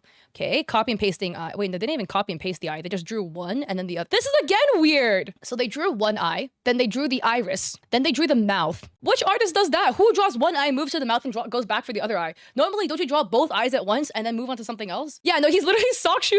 Nobody does it like this. They draw in all of the shadow. This is like, okay, people who draw in shadow lines is like the deadest giveaway that you did AI art. They drew in the shadow lines here, but artists don't draw like this. You just add the highlights and shadows in after you do the sketch. You would have a blank sketch. Maybe you would add like relevant lines, like an ab line, but you would have a sketch like this. Okay, we have background. Cool. And then all of a sudden, bam, airbrush. Nobody airbrushes on the sketch. People in the comments of this video are gonna get mad at me because they're gonna be like, Kat, you can't be saying nobody does this. Like, I am the 0.00001% minority that I actually like to add the shadow on my sketch before I do the rest of the rendering for my art piece. Like, I actually do this. Okay, if this works for you, I am really happy for you if you are in the 0.0000001% minority. However, the amount of minority coincidences that are happening to this artist doesn't make me believe they're being genuine, okay? If they happen to be the one artist that draws the torso before the head, okay, cool. But they also happen to be the one artist that like draws a boob box and a trapezoid for hips and nothing else and has arms coming out of your boobs, okay? They're also the minority that does this. They also happen to be the minority that also shades their sketch in grayscale before they move on to rendering. Typically, people who draw in grayscale will black out, like will gray out the body, the silhouette entirely, and then grayscale on top of that. But, you know, maybe they're the minority that doesn't do that. They also happen to be the minority that has missing thumbs and hair disappearing behind ears and you know, bikini strings that randomly disappear or like get thicker and then thinner randomly, but it's just their traits. They're just like a minority 0.0001% artist that does this because it works for them. There's too many of these at this point. If it was a one-off, I could believe it, truly, but not when this many in this sequential. Oh, and they happen to be like the one artist that actually blocks in their shading and highlights with sketch lines. I am hard pressed to believe all of these are true. They line this side of the torso and they start lining the bikini and then they line the shoulder, but then they stop and they start lining the forearm and the elbow. Why are you jumping from place to place? They didn't even finish lining the bikini yet and they went to the arm. And then they finished the half the bikini and then they started lining the side of the head. Okay, now they finished the arm. They go back to the left boob, but they still didn't finish this bottom line for the bikini. Yeah, they're literally going back and forth to make it harder to see. Like, what is this supposed to be? Oh my God. They reworked the line art and look. They're adding all the shadow and highlight areas again. Look at this area by the boob. That's going to be a shadow. Look at this armpit. That's going to be in the shadow. Look at this part of the stomach. That's going to be the shadow. But what are you referencing to get these shadow lines to appear? There's no sketch layer open. So are you referencing an image that we can't see because you have the AI art that you traced off of open as a private image at the bottommost layer of Procreate, which is why you recorded this in Procreate? Wait, look here, guys. You see how there's like a thin white line, like skin toned, and then the rest of this is the dark shadow they're applying? Why did you draw it like that? That is a lot of work for no reason. When you're adding your shadows, guys, if I have like a front on light source, there's gonna be a shadow under the chin here. There might be like a shadow on the underside of the boobs here. Basically, guys, when you're adding the shadow, later in your art piece, you might wanna add a bounce light, which means if there's like a secondary light behind you, you would add that light to like the edge of where the shadow is. Like this, okay? What you don't do is draw in your shadow already compensating for where the highlight is gonna be. You wouldn't draw your shadow in like this, you know, to be like, oh, I'm gonna put a bounce light over there later, so let me just cut it out like that. Right? Nobody frickin' does this. Oh my God. You know why they made the mouth red? Because it looks really weird if the head is this color. But color theory, you know, when you add the shadow, then it makes sense. But how did you know that? Unless you color selected off of an image beneath it. But then now they start adding other... What is this supposed to be? You got like a leech on your person's body? Why is there a circle on the face? They purposely drew in a circle here and then they deleted it later. This circle shouldn't be here in the first place. There is nothing that would cause a little blob of light to appear on your chin like this from where the light source should be in this piece, which is behind the head. They keep adding random highlights like this, like the underboob highlight, and then it's gone again. Then you just get rid of it. Wait, you know what I'm actually really curious about too? But if I take this piece and overlap it with that other piece, does it line up? This is their Procreate drawing. What happens if I take this Procreate drawing and then throw it over their original drawing? All right, class, you tell me, how similar are the two art pieces? We have 1, 2, 1, 2, 1, 2. 1, 2. So you want me to believe that this drawing was a brand new drawing that you did in Procreate just to prove you can draw like this. But you didn't have this image open in the background to our eye. So, why is it like 1-to-1? They shouldn't be like this. Yeah, with all those sketch guidelines too. So you want me to believe that you didn't trace over the AI artwork. But yeah, to wrap this all up, we have this final tweet by this artist. What I want to say is if you guys ever want to accuse somebody of something, please reach out to them first because maybe you are wrong and just throwing people under a hate bus for no reason. Okay though, cute arts, I'm gonna ask you this though. If I DM you and if I say, hey, do you use AI in your art? The answer is yes. Are you going to say yes or are you gonna deny it to hell and high water and then drop proof that is further cementing the fact that you use AI art? Would you actually admit to it? I'm just curious because I truly do not think they will due to the fact that they've doubled down like over and over and over and over again. I think what they're doing is pretty bad, right? Because they are offering commissions, but the commissions are drawn over AI art pieces. And at the end of the day, does cute art have art talent? They do. They clearly have proven with their traditional pieces, this person is talented. This person knows how to draw. And we can clearly see this person is drawing over AI art, which makes it harder to prove, first off. But also, I just think it's really bad because they're taking people's money and then delivering essentially stolen art because AI art is stolen art, like photo bashed together from artists. So what these VTubers are paying for what they think are original art pieces made by an artist, and they are getting stolen AI art as a result. So you're just scamming a whole bunch of innocent people out of their money for what is not genuine artwork. And again, if any of the VTubers in the art that I showed you guys looks like VTubers you know, it is not their fault. I truly don't think any of these VTubers knew that what they were getting is AI artwork. I don't think any of them would have genuinely like commissioned this person if they knew it was AI art. And I think another bad thing about this too is it sets a wrong idea for new artists. Here's another problem that comes up with these AI art people, okay, scams, whatever, right? Is that a lot of people would defend artists like Qtar being like, oh, they're just a new artist and they're making new mistakes. And it sets a really bad idea to beginner artists to thinking what their art should be. Because they're like, oh, what if this person's a beginner artist, but their art looks so good? No, this person is just using AI art and drawing over it. It's not you. And I hate the defense for people like this that like, oh, they're just new, so they're making mistakes. Look at this art of Fryren. One of their pieces, all the mistakes I pointed out.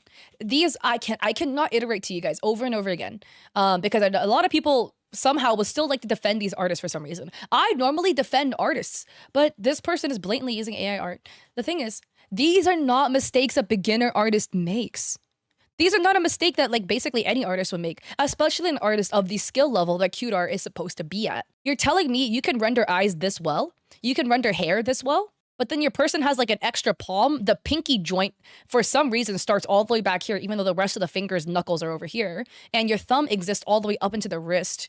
Your ribbon looks like this. You don't even have a proper loop. You can't even draw a loop, but you can tell me that you can render boobs this well? But you can't finish a loop for a ribbon. You're telling me you can render sweat droplets this prettily, but then you somehow connect the sweat droplet to the rest of the arm and makes it look like she's melting. But I just really wanted to elaborate this for you guys, or explain this, because for those of you guys that don't know art, it can be hard to distinguish how these elements are AI art essentially. Nobody has actually called out this creator on Twitter as far as I've seen. I'm gonna talk about it. So this is the person, they go by the handle Hodarake, and they post a lot of fan art, and it's AI, and I'll show you why. I'm gonna go under their media because they retweet a lot of people's posts. So here is an example of one of their posts, another example of their post. There's some big infractions here, some big things we can tell. One, the art style changes so much. All these pieces have drastically differing art styles. And they're all posted on the same day, by the way. July 8th, July 8th, July 8th, also July 8th. This Pikachu also on July 8th. You're gonna tell me that you drew all of these pieces on the same day? And some people might be like, oh my God, maybe they have a huge backlog of art that they're showing us, right? This piece is from June 9th. June 9th. Let's scroll up here. So, okay, let's look at this one. This one's from June 8th. Okay, June 8th. When does the June 8th piece end? June 7th. This Naruto piece is also from June 8th. So you're telling me you posted 2, 3, 4, 5, 6, 7, 8, 10, 11, 12, 13, 14, 15, 16, 17, 18, 19, 20, 21, 22, 23, 24, 25, 26, 27, 28, 29, 30, 90 pieces in 1 month. Exactly 1 month. That's 3 pieces a day of this level of quality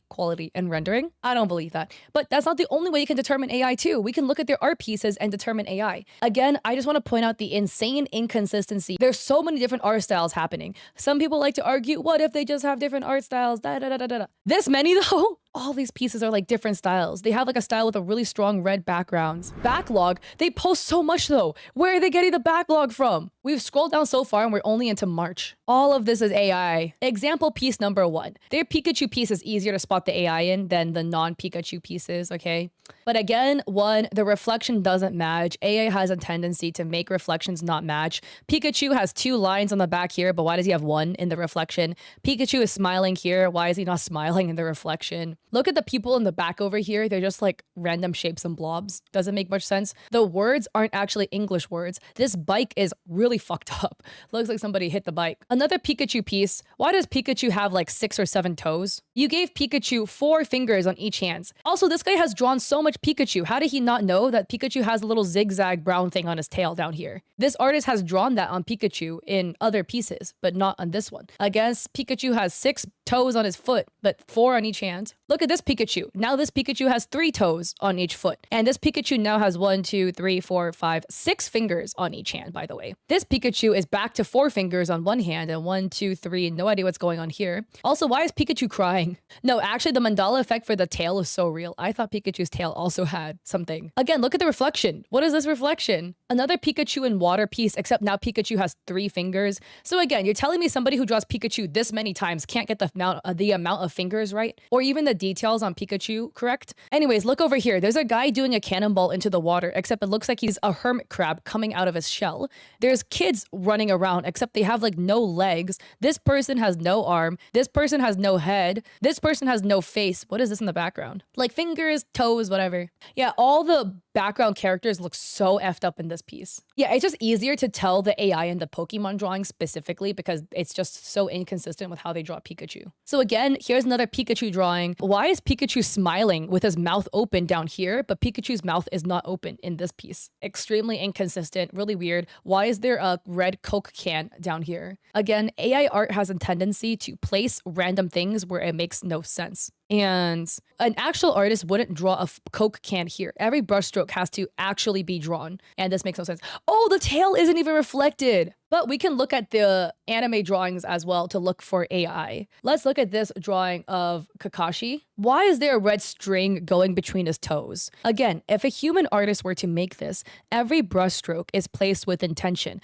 You're telling me some artist zoomed deeply into this man's toes and drew a red string running through it. He also has 4 toes on this foot because this toe is gone. Look at the hand. This hand is jacked up beyond belief. And the cats, yeah, this cat is going through it, that's for sure. And why are the branches of this tree like duct taped to the tree? Yeah, some AI users do repaint over the pieces. I've covered an artist that did that. It was also really obvious because you could see where the AI stopped and where their drawings started because the skill difference was huge. Oh, this cat has no front legs too. That's true. Yeah, so this is messed up. Another drawing here. This is of Sasuke. Like, dude, where is this guy's fingers going, man? His fingers are so fucked up. This hand is just gone, demolished. I don't even think the logo is drawn correctly. I have never seen Naruto, but this logo doesn't look correct to me on the back. And I don't know what is happening with this rope. And this front leg is really distorted. Let's look at this Yor one. We have Yor and Lloyd here. The earring looks really wonky. Also, why is her sword just here? Like, why is her weapon just here? Floating behind her head. If your human artist drew this, every brushstroke is placed with intention. So what is the intent with having her weapon hang here? Oh yeah, I don't even know what's happening with her boobs. Like, it's like melting into Lloyd's chest, but also not, because at the same time,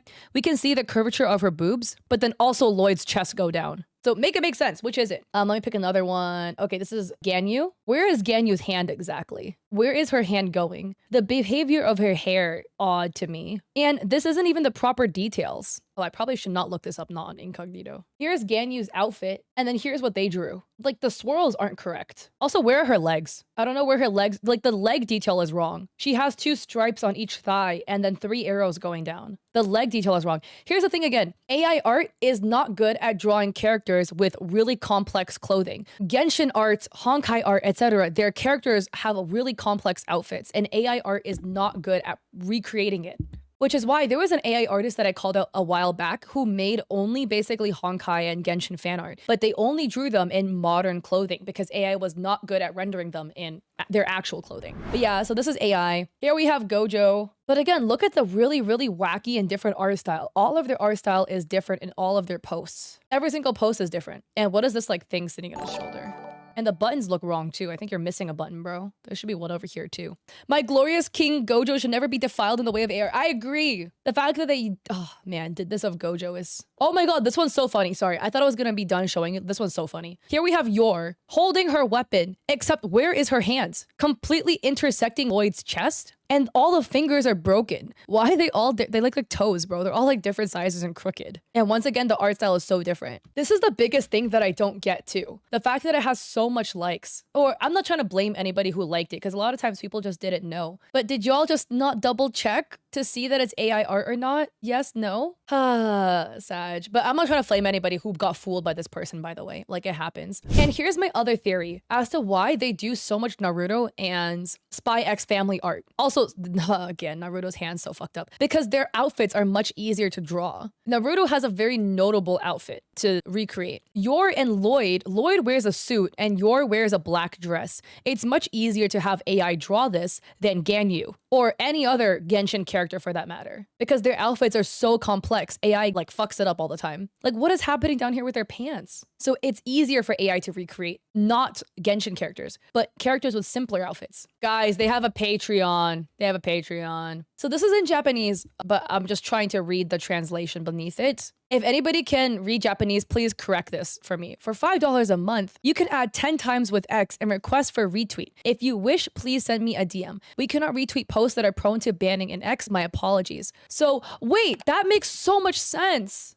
This is why they retweet so much art. I'm also not trying to say that everybody who is being retweeted by this person is using AI art, but they also retweet so much AI art. This person's account is literally Kuchan AI. It's AI. And they publicly retweet so much AI art. This is also AI. Whether this is AI or not, we don't know, right? This is their own artwork they're retweeting. Okay, that's another way to tell if somebody is using AI. If they retweet other AI artists. Not everybody who does this is using AI. Some people just genuinely didn't know, so then they retweet it without knowing. But this person like blatantly knows. For $5 a month, you can get this person to retweet up to 10 of your pieces on their fake AI spam account. For $5 a month, you can also see partial collections of their illustrations and get Discord. For $10 a month, you can view the main content. Past illustrations will be migrated to a separate plan. At $25 a month, you can add 10 times with X and request for retweet. If you wish, please send me a DM. The daily retweet limit is 4 times.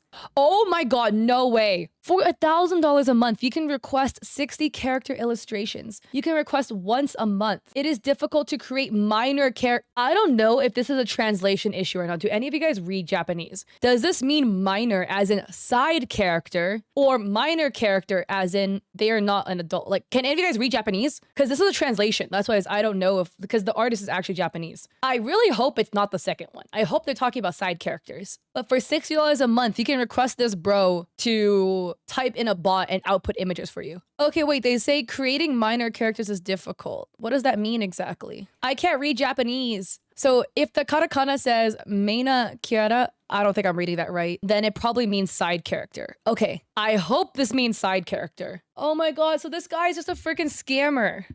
So they create a fuck ton of AI art, spam it on this account with a lot of followers on it to grow the account to be big because they're just making a lot of popular IP. And then they're selling retweets. And for $1,000, you can have this bro type in their AI bot to output art for you. This is such a scam, bro. This is actually such a scam. This entire guy's account is all AI and just like purchased retweets. No wonder. I was wondering why this guy retweets so freaking much. They literally retweet like 100 times a day. So it's just an engagement farming account that's also trying to profit off of AI art. Anyways, this guy's gross, disgusting. It's all stolen. It's all such a scam. Actually, and the thing is like, why are so many people like this? Why do so many people do this? Anyways, I'll keep calling him out. I have tea about a VTuber Rigger. By the way, guys, we're breaking down this guy's tweet and the rabbit hole gets so much deeper than just this one tweet. And I feel like we have not covered VTuber Rigger drama yet. Jelly Dreams with tweet that went viral. Practicing rigging hips and shoulders and adding more physics on another live 2D practice model. Summer Red Witch. Hashtag live 2D. Hashtag live 2D work in progress. But just to describe this video to you, it is somebody practicing a live 2D rig and just body and booba toggles. They're just wiggling around and the boobas are going everywhere. The hips and shoulders are going everywhere like jiggle jiggle. Okay, it's got some physics on it for sure. Very interesting. Something looks odd though. On first glance, when I first saw this, I was like, oh, beautiful hip toggles. And then I was like, something feels wrong. But look at the comments. We have Chroma Control Z stating, me when AI rigging. Puking emoji. So Jiro Koi says, AI rigging with AI artist. Thorn says, wait, this is a practice model from where? Sunshine VTuber says, good work on the rigging. I love it. Suika says, not the AI rigging. Newmi quote retweeted this stating, is this not AI made model art? So then we have Mufti stating it is. I think it's AI that has been cut specifically for rigging. I also think that OP has been under fire for not disclosing that their work is AI on their coffee while also having a strict no refunds policy. Newmi responds with, okay, I was wondering because the way the body is morphing with the rigging is not even well cut. Then I noticed the fingers. I can admit I have been gullible in the past to not recognizing AI art. I would go to Pixiv/DeviantArt for artworks to use in my YouTube thumbnails, assuming they were all real, so made a lot of videos with AI art in thumbnail sets. But because of that, I have gotten somewhat good at recognizing AI art. He should let people know that his model is AI made so people can decide whether they want to purchase or not. Who is also part of my Creator Royale, posted this. So this is Muyu's first tweet stating, not my work. Some of y'all are mindless gooners. How did someone who used an AI generated model get so much traction while the rest of us who work earnestly and diligently go unseen? It's so sad that VTubers go awooga hip sway and throw their so-called morals out the window. So first we have a zoom in pointing over here to the hip. This is a little bit hard to see because the cutout is so low res. And then here more things that look really odd on the model. First off, absolutely no head. 2, if you look at the shoulders, there's like things cut out of the shoulders. 3, the hat being what looks like AI. 4, the hands looking really wonky. There's There's 4 fingers on the hand. And Muyu says, also as a rigger, how do you expect to properly learn rigging when the cutting of the model is horrendous due to the fact that it's AI generated? So many elements aren't layer separated either, so I don't see how this model would be a good learning resource. There are model makers out there who bust their asses to provide comprehensive guides and resources for free. You literally just need to have an ounce of resourcefulness to find it. There's no reason or excuse as to why you should resort to using AI at all. Please do better. I will say, with this piece, it's definitely harder to tell that this is made by AI because it's low res. Because it's low res, it's harder to look at the details that would indicate this is AI. Basically, if you guys don't know art, there's 2 aspects to making a VTuber model. There is the model and there is the rig. What the model is the artwork of the body, the hair, basically the 2D anime character, okay? The rigging is the animations that make it move and track with you. Now, there is something called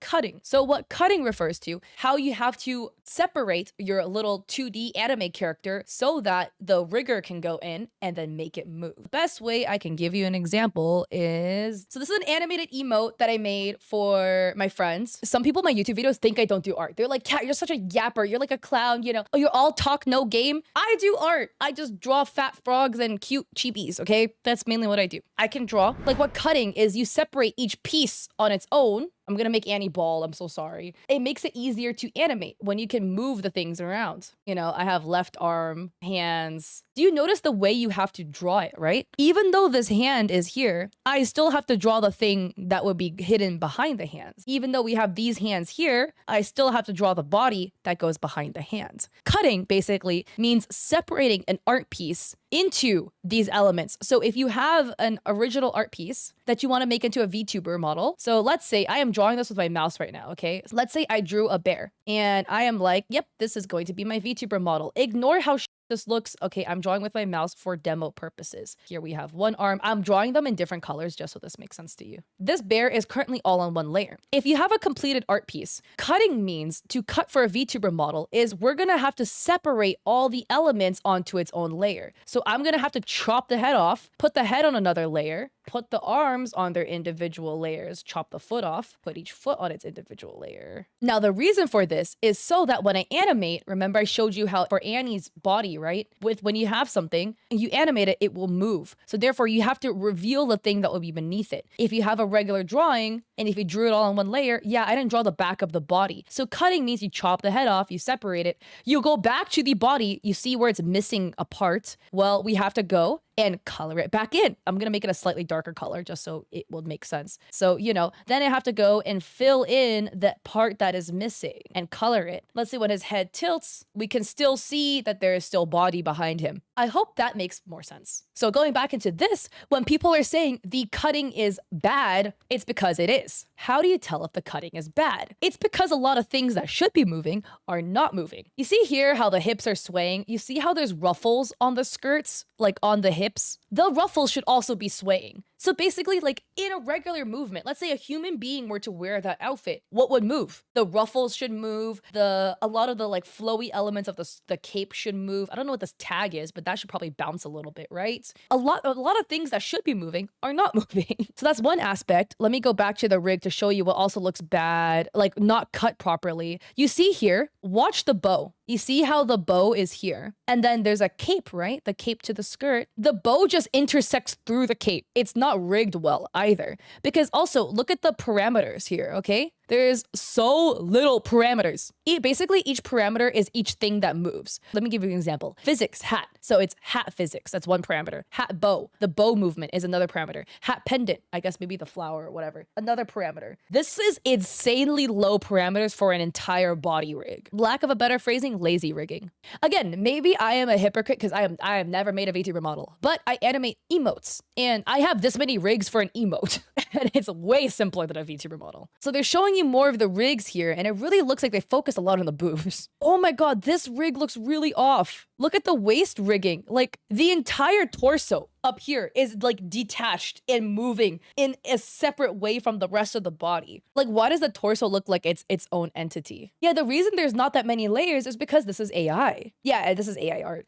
And we can also, now that we have a closer up look, we can tell it's AI art. Let me point out some reasons why. One, we have shadows on the shoulders for hair that doesn't exist. The details on each boob isn't even the same. Look at the stitching here. The stitching is very, very, very close to the edge edge. The stitching on this boob is way further in. It's way further, it's way thicker. There's a much thicker gap. It's very stagnated like this.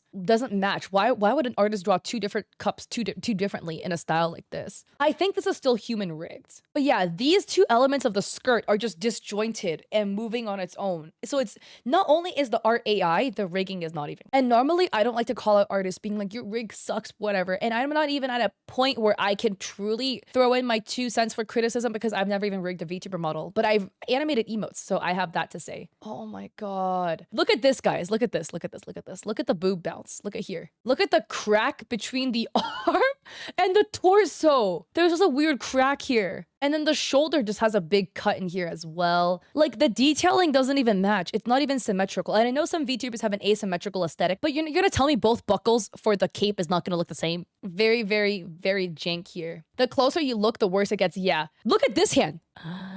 Oh my God. I am dead. The socks don't even match properly. The socks aren't even the same. The cape rig is very stiff. I mean, maybe some people like the stiff rig, but I feel like the rig just doesn't match. Yeah, the shoulder rig is really funny too. How it looks like this arm is just separating off the body because there's nothing in the middle. Yeah, let's not forget that there's only 4 fingers on this hand. Like, don't get me wrong, the boob bounce physics are beautiful and the hip sway physics are really pretty too. But it looks like they put like all of their IQ into the boobs and the hips and just they didn't go anywhere else. By the way, guys, it gets worse. It gets worse. Because this person is proven to use AI, let's visit Jellyfish Dream's profile. Live 2D rigger, Python developer, AI explorer. Oh, what is this? Improving my skills to bring ideas to life, sharing learning resources. What in the AI art is this? Do I even need to tell you more? Do I even need to explain this, how this is AI to you? This is very AI. I mean, a big thing too. Look, man, the trees go nowhere and everywhere at the same time. You can't even tell where one tree starts and the next tree ends. And it's not because it's an art style, whatever. It's because this is AI. And AI just bugs out when it does shit like this.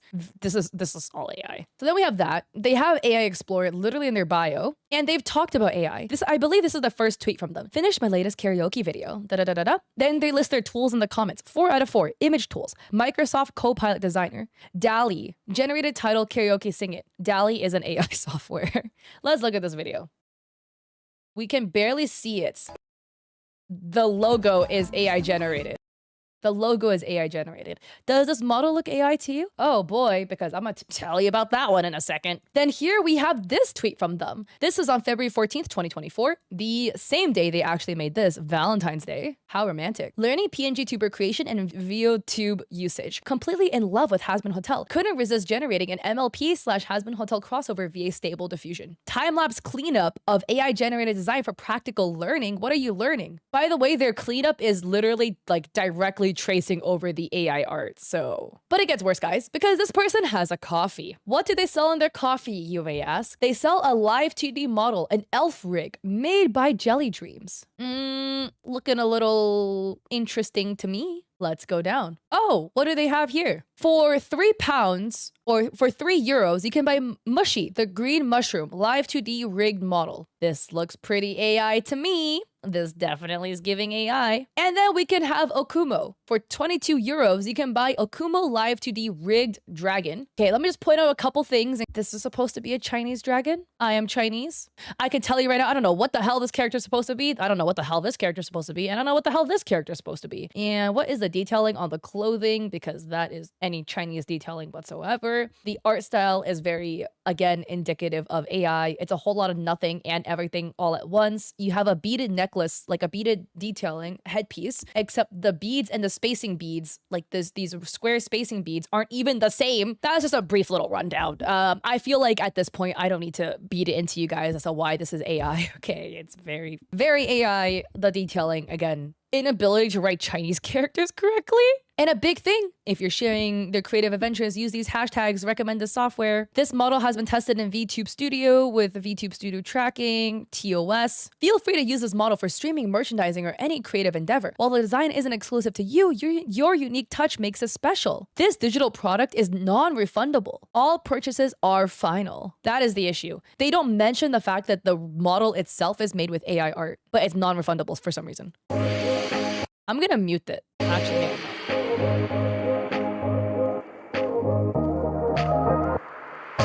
Is this like AI Chinese music? Sorry, that's kind of loud. Is this what AI thinks Chinese music would be? Yeah, so the art is AI, but the rig is made by a human. Again, I really just want to point out another thing that AI tends to do is, we can see it up close here. What is happening with the details? AI is not good at detailing. So it will make a pattern that should be symmetrical, asymmetrical. And what are these? Look, I am Chinese, bro. This is not Chinese. Yeah, that's giving AI. So not only are they profiting off of AI, they're not disclosing it. They've done it before. Here we have a previous tweet. This is July 4th, rigging practice of body Y and physics on one of my practice models. Oh, convenient time. Let me go over here. Let's take a look at this practice model, you say. It is an anime girl with purple hair and 2 long curly pigtails, and they're doing some, body tracking, a lot of booba bounce physics, and like body tilt, XY body tilt, very AI. Let me see, did they do any like further zoom into the hand? So guys, let's count the fingers. This hand, the right hand that I'm looking at, has 1, 2, 3, 4, 5, 6 fingers. And this hand has 1, 2, 3, 6 fingers as well. I wonder. And then I'm not trying to zoom into the boobs. I'm trying to show you the metal detailing. AI has a tendency to draw details that look detailed at first, but then when you look up close, it makes no sense. Why is this like diamond in the middle broken? The outline doesn't connect over here for some reason. This looks like somebody smudged it off. And then these little like notches over here, they don't match. The left one and the right one don't match. And again, this is too low res for me to make out a lot of other details that I normally would try to point out. But the belt and this buckle here is looking very odd. When they zoom in, what is happening over here? So yeah, this is most definitely AI. So they also have a history of practicing rigging on AI models. And I truly hope they don't try to sell these models for profit, that is. Here is another example. Following tutorial, I worked on my first exercise and learned about various interface features such as asset parts, mesh, deformers, rotation parameters, and physics. What in the AI is this again? Look, man, I feel like I don't need to break this down for you guys. I feel like you guys can understand. This chibi girl is very AI, and I feel like you guys know how to point it out. So I don't need to cover it anymore, but the hands are really jank. That's a pretty big giveaway here. A lot of the detailing on the clothing doesn't make very much sense. The hair is run in a very AI style. The leg shadows also don't make sense exactly. AI will have a lot of lighting, but the lighting never makes sense. Yeah, there's so AI tracing stuff going on. It's so sad. So anyways, this is truly sad to see because this person does have potential as a rigger. Again, the big thing I really want to point out is integrity as an artist. And the thing is, they don't need to be doing this. They truly do not need to be using AI because there's so many VTubers that make free stuff for people to learn off of, but they chose to use AI. Here's just one example I pulled up. We have from Shy Fenich. They have a resource like this, head study file, free for live 2D practice and separation guide. Quote, heart and retweets appreciated, included one Photoshop ready to rig file, head separation guide, X, Y, head angles guides. There's so many VTubers out here, if you just do like, I don't know, a couple minutes of due diligence to look it up, that have resources for you to learn off of that is not AI art. But they just didn't want to do that and they instead chose to use AI art instead. You didn't need to do that. That's why I can't forgive them for it because it's like there's so many other options. So yeah, you definitely don't need to be using AI for that. So the whole excuse, maybe they felt like they didn't have options. I found this in one Twitter search. No excuses whatsoever. Again, I truly hope they can be better because they are a talented rigger. They have a lot of potential. They look like they've only been rigging for a short period of time and they've already made such big progress. AI is not the way to go. And they're selling it for profit. That's just gross, man. That's just icky to me. This is an artist that I was DM'd about. People alleged that this artist is using AI in their artwork. So this is the account in question. Celestial Etheria. Their bio says anti-AI, repost with credits, trades, moods, commissions always open. This artist claims to have been making art for only 6 months. We have art versus artist. In the caption, they say, side note, I've been drawing digital for 6 months. So here we have another example, AI versus beginner artist. They're showing their art piece. And let's scroll down their account. They claim to be a beginner artist who's been making art for 6 months. This is on January 14th. This was January 10th. Here's January 4th. I'm gonna be honest. I like the way their brain thinks. I love the way they compose their pieces. This is really, really pretty. Very, very unique. I would love to see their art slapped on t-shirts as like massive graphic pieces. But this doesn't give me the vibes of somebody who's been doing art for 6 months. Not only that, they have so many pieces they posted on the same day. Like these pieces, there's so many pieces that have been posted on the same day. This account is probably just new. They've probably have been drawing for a long time. They've only been posting it for 6 months. I do not believe they've only been doing art for 6 months because they're just simply too good. This person clearly has an insane amount of artistic talent. I'm just gonna give a disclaimer because every time I talk about artists and AI art, people are always like, I am an artist and I do this and I started doing art in 1 week. I became an absolute god. There's always exceptions to every rule. It's all about context clues. And let's tie everything together here. Allegedly, their very first piece. Either they are tracing or they've been doing art for a really, really, really long time. They're clearly very good. This is not the first art piece of somebody who's been doing art. Even if you make the argument, they started digital 6 months ago. Most people who start digital art have to absolutely relearn how to draw again. It is like you completely don't know how to draw because working in digital, things work so differently than drawing traditional. Like you're telling me you can draw this well? On your first day drawing, this is again, they posted also like 6 pieces back to back to back to back. So these are all like probably old pieces that they just posted. So it's definitely not from 6 months ago. Okay, this looks like a traditional drawing that got scanned into a computer and was like maybe further colored digitally. Their style does fluctuate a lot piece by piece. This is really cool though. So I think honestly, what it looks like to me they're doing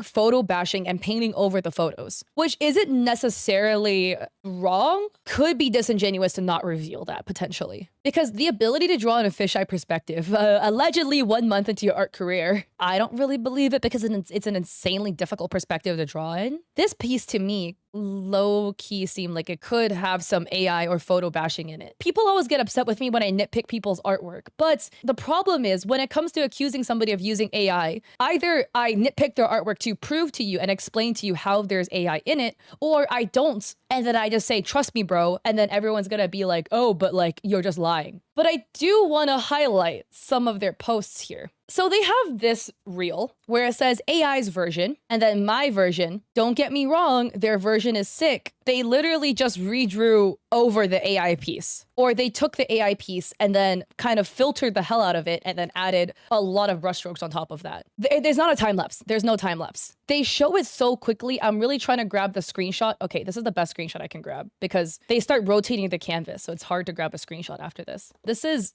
basically 1-to-1. If you look at it stacked one on top of another. Then if I zoom in, it's not really AI, is it? If you just draw over the AI piece. So if I did this correctly, so if we just take our AI piece and then we throw like a teal as hell gradient map over it, and then make this white. Oh, look, if I just throw a gradient map over this, pick maybe like more of a blue, I too can already do like half of this with just a gradient. And then what? They just added a lot more cross hatching over it or something. It's just a gradient map. That's it. If I really want to play with it, we go to layer, new adjustment layer. We can go add some more filters over this. Let's just get to the curves here. We can whiten this a little bit and then layer, new adjustment layer. Oh yeah, their contrast was through the roof. Okay, bump the hell out of the contrast. Filter, noise, dust and scratches. Filter, pixelate or noise. Let's add noise. I was like, where's my dust and scratches? Oh shit. Okay, that's too much. Filter, noise, add noise. Okay, that's too much. Add grain to it. Filter, sharpen edges. They basically just like did this and just threw a whole bunch of filters over it and added a lot of like brush strokes to it essentially.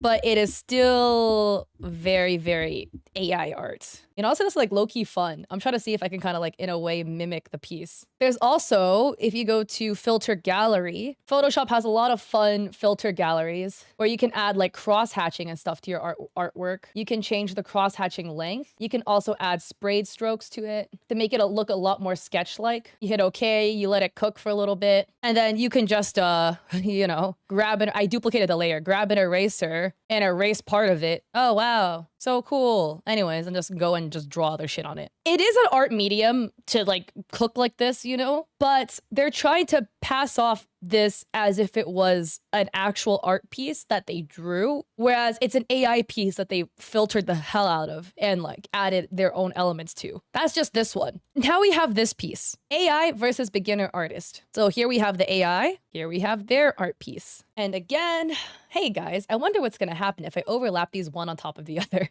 I just wonder, I don't know. Do any of y'all wanna cast some bets as to what you think is gonna happen? So I put one over the other, and then I wonder if I do a little bit of resizing and a little bit of repositioning. Hey guys, y'all can see what I'm going for, guys, right? Like this is a little bit 1-to-1, a little bit directly traced over. It is perfectly aligned. It's just, I can sit here and spend like another, I don't know, 5 minutes, that I don't have, trying to resize and realign the pieces so it does align together. Because again, the stupid snapping in Photoshop. Oh, sorry, I zoomed into myself. You see what I'm getting at, guys. This is super traced, super traced.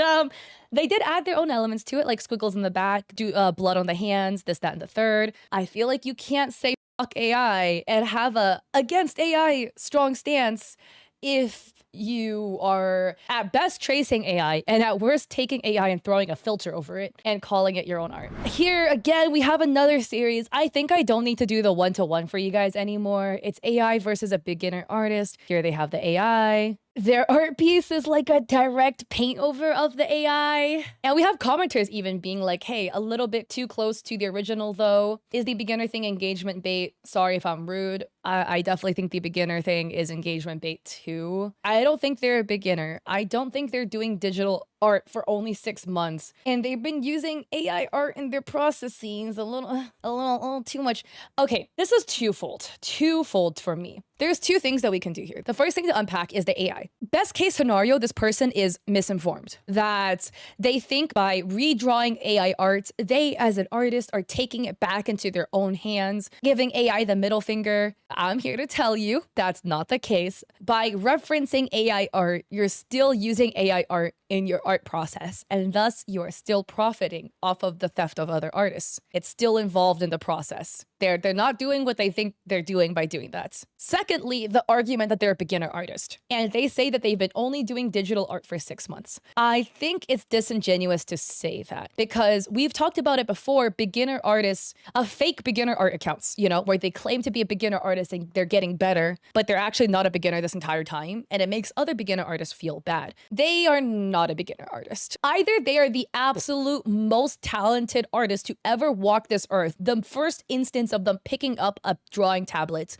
or a pen, they managed to produce like God's finest work. Maybe they are God's gift to earth in terms of art. Or the more plausible aspect is they've been doing art for a lot longer than what they're letting on. And I think maybe at best, they're misinformed. And at worst, they're purposely leading people on. I'm trying to give them the benefit of the doubt. Maybe they're just a young artist that's misinformed. They're clearly very talented. Yeah, I do think it's a little bit disingenuous. So AI art is unavoidable and it has been infiltrating into mobile games. So let's play one together to go see what this AI game is gonna be like. I feel like I don't need to say this, but this is obviously not sponsored. I was scrolling through the App Store because I love playing mobile games and I saw this game and I was like, the art is looking mad sus here. This is the page on the App Store. It's called Vlinder Fantasy Makeup Games. And okay, I like my dress up games, okay? Don't come for me. This first photo is so AI. Like when I make it bigger, this is so clearly AI. And there's a lot of things, again, that we can look at to identify whether something is AI or not. Inconsistencies is a big one in the art style and the way things are drawn. Like the hair strands are definitely really odd, especially the bottom left side here, where part of her ponytail, the movement of the hair is just kind of awkward. And then we look at the next photo. So this girl here, hoop earrings. This one's a much more egregious offender of AI. But if you look under the tweezers, if you look at that hoop, 2 notches at the very top of the hoop that isn't present on the same earring on her left. And then again, the hair part doesn't even make sense because it's like the hair is crisscrossing back and forth in her parts. Doesn't seem like a human being actually drew that or added that in. And the art style is different photo to photo. The first one, it's a very kind of much more whimsical style. The second one, the details are much sharper. The third one goes back to a much more whimsical style again. And the eyes look different. The rendering of the eyes are different in this one. On the fourth slide, when we see the before and after, the art style is completely different. So anyways, I saw this and I was like, oh boy, this is most definitely AI. And I just wanted to play the game a little bit just to see what this was actually going to be about. And first things first, the moment we open it up, we already have a ton of ads. So level 1, let's get started. I have not played this game yet also. I need to go wipe their face, I guess. I don't know, is this doing anything? I'm curious as to what the finished art style would look like. I'm just currently popping a bunch of zits. So next we go add a face mask. I feel like it's kind of creepy that her eyes follow you. Like, as I'm moving this beauty blender, her eyes are just going like left and right. I got to step 2 and I already have another ad. This game is clearly just ad farming. I play a lot of games, don't get me wrong, and I'm not opposed to playing free-to-play games and like the games having ads so the developer can make money. But I've never really played a game where I'm only on step 2 and there's already another ad.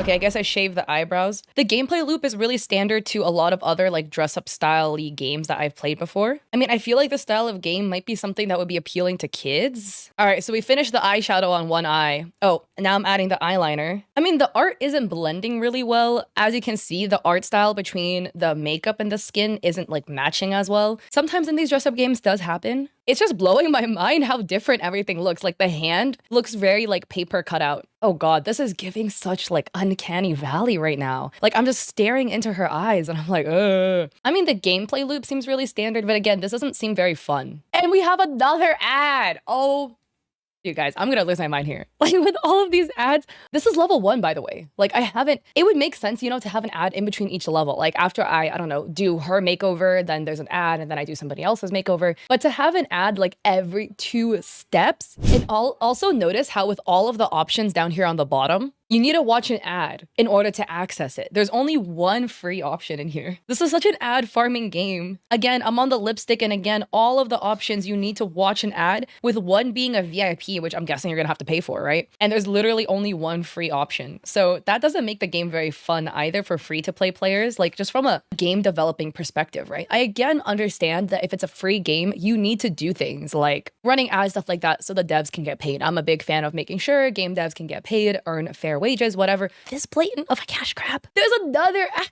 I'm gonna lose my mind. I'm actually gonna lose my mind. By the way, this game developer is called Vlinder Games, and they make other games. So let me know in the comments if you want me to play and suffer through the other mobile games. I don't know if anybody cares also. This is like a style of video I haven't done before, but experimentation, y'all. All right, now comes putting on clothing. So far, our little character doesn't look anything like the AI art that was advertised, or the art that was advertised in general. Like, this is how the advertisements look like. This is what I wanted, okay? This is the pastels.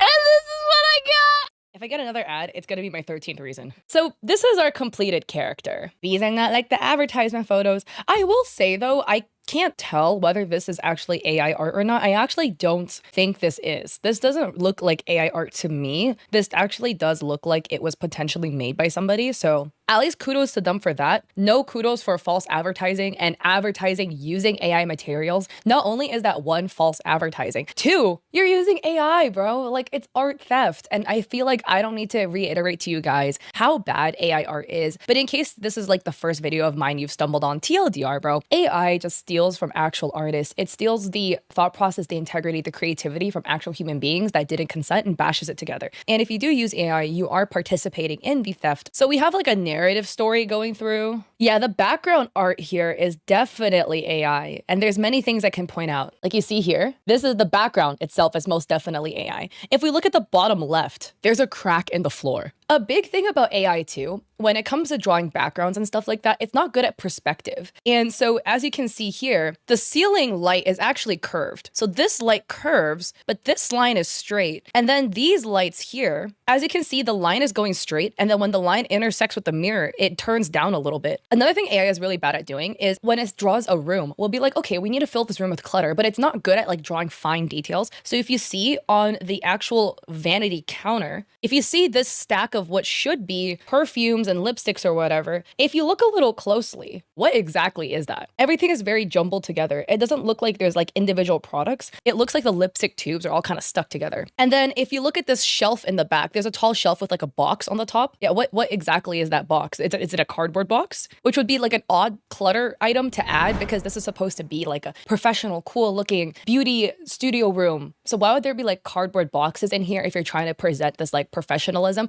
Obviously, if it's your own bedroom, you're gonna have whatever stuff in it. You're gonna have cardboard boxes. But come on, this is a mobile game. So a human being had to make the artistic choice to draw a cardboard box in there. And if I were designing a mobile game where you're a makeup artist and you're in your studio, I probably wouldn't choose to draw a cardboard box. I would maybe draw like a shoe box or like something else, literally anything else, clothes that could go up there. And again, if you look at the shelf here, there looks to be right here what is like, I don't know, fungi or mushrooms growing in the edge of the shelf, like the banister. There's like a mushroom growing in there. And don't even get me started on the lights. and how all the light fixtures are different. All right, we're on to Lucy. Nice. Am I gluing her face? Oh, ointment treatment. It looks like my eyelash glue because I use the Duo eyelash glue. I also want to point out like the headband that she's wearing with the 2 eyes. On the right eye, there's like at the very edge, there's a gap. So it looks like whomever put this together went on Google, searched up headbands, cut out a headband off of an actual like photograph, but didn't cut it properly because you can see a sliver where the purple background actually shows through. I wonder how long it took this game dev company to make it. So here is our completed second character after doing all of the makeup hair stuff. I am like scrutinizing the hair right now, whether to see this is AI art or not. And I don't think this is AI art, the hair at least, and the rest of the clothing. Initial glance looking at this anyways, but this is our second character. And the moment that I click done, we have another ad. When I was playing through this, I literally got like, I'm not even joking, 5 or 6 ads that I literally pulled out the book that I was reading to read in the middle of the ads because some of these ads are so long. I don't know how long it is, but it literally feels like it's a minute long. And there's 5 of them. I'm not even joking with this game. I spend more time watching ads than I actually did playing the game. It's definitely a minute long. Finally, the ad is done and she says, the board meeting was very successful thanks to your makeup. Let's take a quick glance at the background again. And the background is once again AI. I'm not going to go as into detail on the background as I did last time, mainly because she's also obstructing most of it. But this is very clearly AI art and there might have been like a symmetry tool that was used. A big one too is again, the light fixtures don't match up the spacing. The lights on the ceiling are really awkward. And you can see the part at the very closest to the top, the ceiling detail, the lines in the windows don't make any sense at all. It's very arbitrary, very crooked. If this is something that was drawn by a human being, why do all the chairs look different? The amount of lines on the backing of the chair and the thicknesses looks very different chair to chair, and the stuff on the desk don't make sense. So yeah, very AI art to me. No, I'm not going to rate you guys. Oh my god, this background is also AI art. Do I need to say more? All of the railings and stuff like that are all really crooked, awkward. The light fixtures don't make very much sense. I'm not gonna watch an ad to claim more money. And yeah, actually when we go to the home screen and you can see the background more clearly without as much obstruction on the home screen, the background is all AI art. I'm not gonna play any more of this because I'm losing my marbles with how many ads that are being run in this game, but this is very, very clearly AI art. So just be careful if you're shopping around for mobile games, looking for games to play, etc. AI art has been infiltrating mobile games. So anyways, like this video if you like my suffering, and let me know if you want me to do gameplay reactions for mobile games with AI art. I'm a big mobile game fan, but this is definitely a huge L of a mobile game. This clothing brand has accused an artist they've worked with having AI in their art process, and all of this went down on Twitter, but you won't believe the conclusion. I had actually recorded the entire video, but then there was an update that was released 3 days ago that changed everything. And as a result of an update, all of the tweets were then taken down. So it really changed the trajectory of the content that I had originally filmed. So I am not going to post that original edited piece, and I am literally refilming the entire thing. Please forgive the format. All the tweets are gone. So I am using my recording of the original footage to grab the tweets. But the clothing brand in question is Ice-T Aesthetics, who goes by the handle Ice-T Clothing on Twitter. And this all started with a thread they made September 8th, 2024, writing, "We think that an artist we worked with and commissioned designs from sent us AI." And here is a photo of their Maki artwork that was commissioned by Ice-T Clothing. "We initially purchased 5 artworks from Zuyu, who is the artist, and they became strong sellers in our store. These artworks feature Jujutsu Kaisen characters reimagined by Zuyu. They did well, and we decided to commission some additional pieces. During this commission process, it was brought to our attention that Zuyu may be using AI for his artworks, including those that he sold to us. As I am not a professional artist, I did not notice any of the discrepancies or signs of AI." So attached are screenshots of conversations of people pointing out potential AI tendencies. With redacted writing, "I've just checked his page and he traces a lot of pictures and colors them digitally. The telltale sign is the shape of the 3D objects looking flat like the swords on the Witcher characters, or the hands having odd shapes, as he's just tracing digitally over actual pictures. It looks like he mixes in AI art with some tracing, but he couldn't even bother to clean them up. He's really good at coloring, but he's taking shortcuts for sure." Another DM writing, "By the way, my guy, about that art you purchased some time ago, including the Yuki one, I'm 99% sure that is overpainted AI art." And if you guys aren't an artist, that basically means somebody would generate an AI piece using, an AI bot and then paint. Ice-T continues, "Although I brushed off their accusations at first, I began to see what they were talking talking about. I had placed 3 additional commissions with Zuyu before I begun suspecting that they are using AI. I changed the request to 1 commission, with the remaining 2 completed at a later date, and asked Zuyu for work in progresses on the single commission. The idea was to see the process and have proof that AI wasn't being used. I would send some basic line art that looked more like traces. So here is the Masato piece, and then here is the work in progresses. And here, I know it's really small, but you can kind of see the work in progress where it is the finished sketch. And Ice-T was asking to change the pistol. Ice-T continues, after digging in a bit deeper and checking out other commissions that Zuyu did for clients, I started finding other, more obvious AI traces and evidence. Now, of course, I am no artist and my accusations may unfairly harm Zuyu,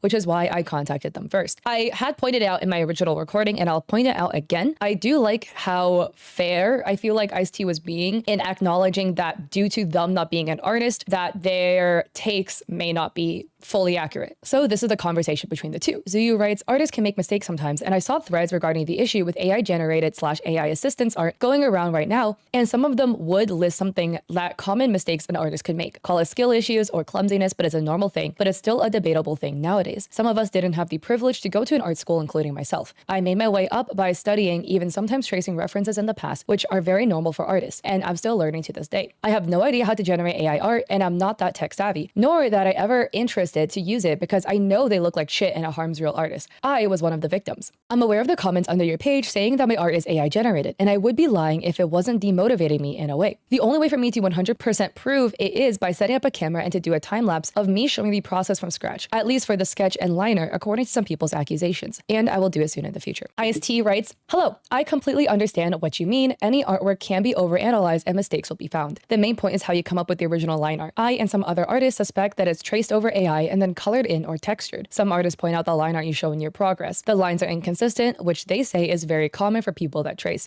They also mention how you already loosely draw lines in the clothing for where the shadows will fall, which is very uncommon in tracing. I understand that it may be demotivating to hear that your art is AI. Unfortunately, in this climate, artists are forced to prove that they are not AI artists. I think that it is very important for you to do this. A time-lapse showing how you create the original sketch and line art will remove any belief in me that you are relying on AI. This will also be very helpful in convincing others that your work is legitimate. If you're able to do this to create a high quality work and show us the full process, then I will happily continue to work with you. This is important to me because your work resonates with my audience, but I simply cannot add AI to my store. My brand identity is built around supporting and collaborating with artists, and incorporating AI simply doesn't fit with the brand. By the way, I'm going to show you some of Zuyu's art pieces to kind of point out what people are talking about for those of you guys that are much more visual. I will say, again, please don't send hate to anybody. Please don't send hate to any artist, right? But I think the thing people are pointing out is the fact that the lines are really sketchy. Do you see the line art? You can see a lot of sketching, a lot of breakage in the line work that people are pointing out to that being of tracing. Some accusations that Zuyu had received was that they are very capable of rendering at a high level, that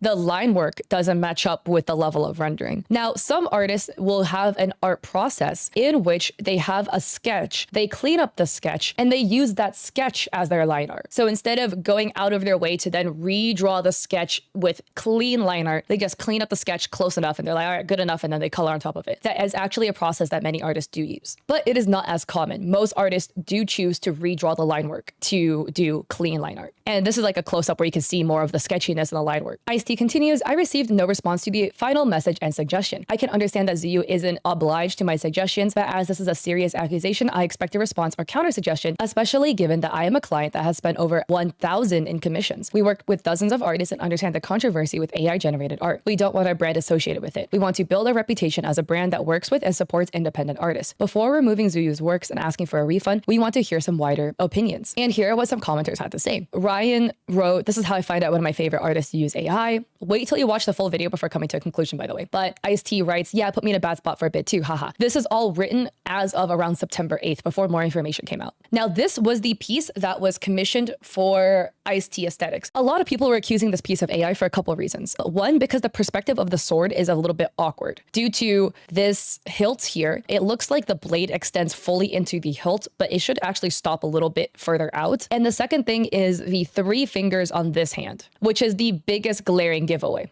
And I pointed it out in my original recording. As an artist, that is definitely really awkward for many reasons, right? If you were to hold a sword or something through your fingers like this, you would have 4 fingers visible and your thumb if you would hold it. The thumb would still actually protrude upwards, which is not present. And then secondly, also, if you were to say, oh, maybe, the fingers are hidden, it doesn't make sense because why would you straddle a sword between your index and your middle finger like this, right? That could explain why you would only see 3 fingers, right? If this was a bit longer, my screwdriver. But it's a bit of an awkward perspective. So it makes a lot of sense. It does make sense as to why people thought it looked weird. Let me put it that way. My one criticism, and okay, this is me as an outsider throwing in my 2 cents, right? Is the hands do look jank. And this is why people initially thought this was AI. Because for this finger, like the first joint of the finger is much thinner than the rest of the fingers. It just looks a bit awkward and the incorrect number of fingers. So here's the thing, right? Artists make mistakes. I have made a previous video about an artist who drew Viet Hatsune Miku and they gave them 6 toes, okay? Sometimes it happens. Really rarely, right? But it will sometimes happen. You miscount the fingers or something like that. You miscount the toes.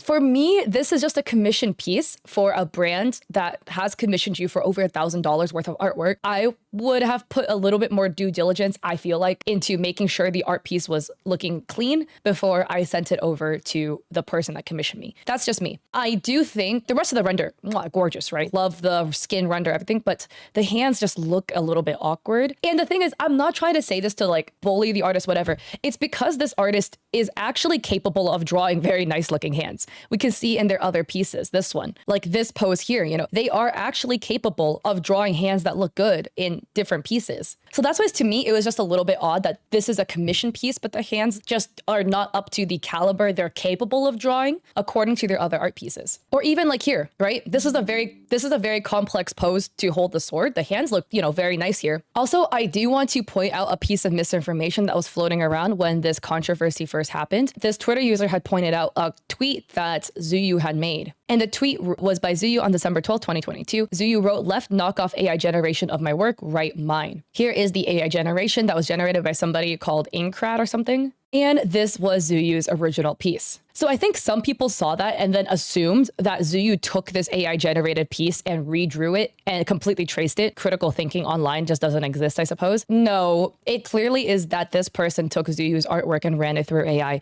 A couple of things, right? Again, you can tell because AI took the things that Zuyu drew and then made it into very AI-esque things. Like 1, the detailing on the pants don't make very much sense. 2, the biggest one, this was supposed to be like a sliver of skin on her thigh that was visible. The AI made it into this really weird like metal armor looking plating thing and the hands were missing. What do you mean Zuyu took this weird looking piece and then was like, okay, instead of having armor, I'm gonna draw some of her thigh visible. Instead of having this weird whatever detailing, I'm not gonna trace that. I'm instead gonna draw something else in there, right? Zuyu had a keychain going here. Zuyu's piece clearly makes a lot more sense than the AI piece does. So it doesn't, Zuyu's piece came first basically. I'm just trying to clear that up because that was floating around during this initial tweet. 2 days later, Ice-T made another thread. So they wrote, "Before we continue the accusations, I want to note that we did not expect such enormous reach on our original thread. Due to this reach, we feel that we have a responsibility to make our case and evidence clear. We also want to reiterate that although we confidently suspect Zuyu of tracing over AI at best and /or using AI and then retouching it at worst, we do not have a smoking gun. Therefore, we want to provide Zuyu with the ability to make their side heard. More on that later. We provided incomplete evidence in the original thread. This time, we will provide in-depth breakdowns and images, starting with our original commission of Misato."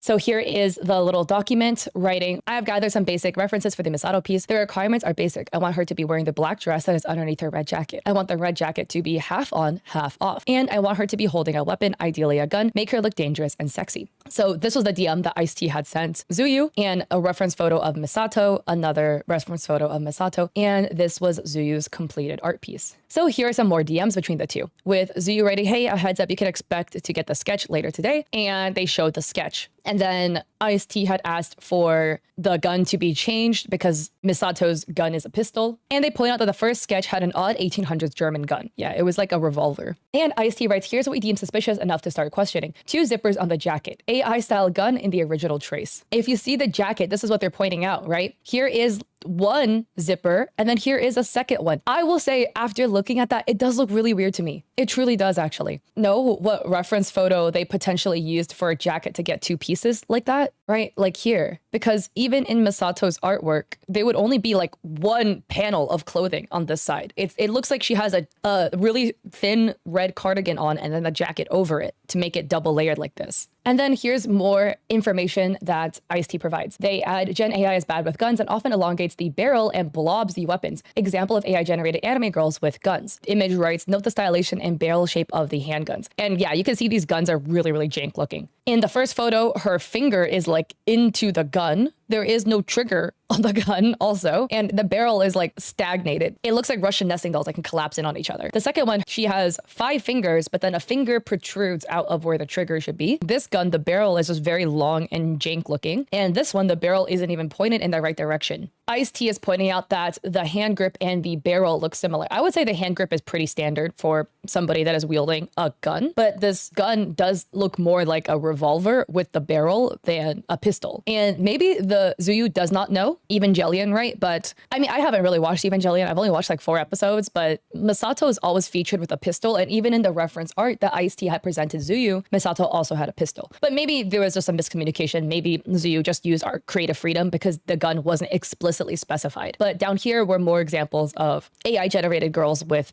guns with very, very cylindrical looking barrels, ones that you would often find more with a revolver. And then Ice-T adds, this Nanami piece has 2 ends to the shirt, multiple collar leaves, the fingers have unnatural proportions, the nails too, it's missing a finger knuckle. So this is the Nanami piece. And you can see a lot of tendencies that you would find more common with AI. So this is labeled as minor evidence with 2 ends on the shirt, 1, 2, which is the same problem with the jacket ends. No middle finger knuckle. Yeah, it would maybe stick out here. Inconsistent finger size, and then the minor evidence of the 2 collar leaves. For me, this piece does throw me off a little bit too. And the reason being, actually, it's none of the evidences that were pointed here. It is the fingers that is holding allegedly what should be his cigarette. He is smoking a cigarette, except you can see the cigarette is in his mouth, which also looks a little bit broken, right? It's like cut in the middle. But his fingers are lined up with the lapel of his jacket rather than where the cigarette is. Look, I don't smoke cigarettes, right? But I'm guessing if you were smoking a cigarette, you would hold the cigarette.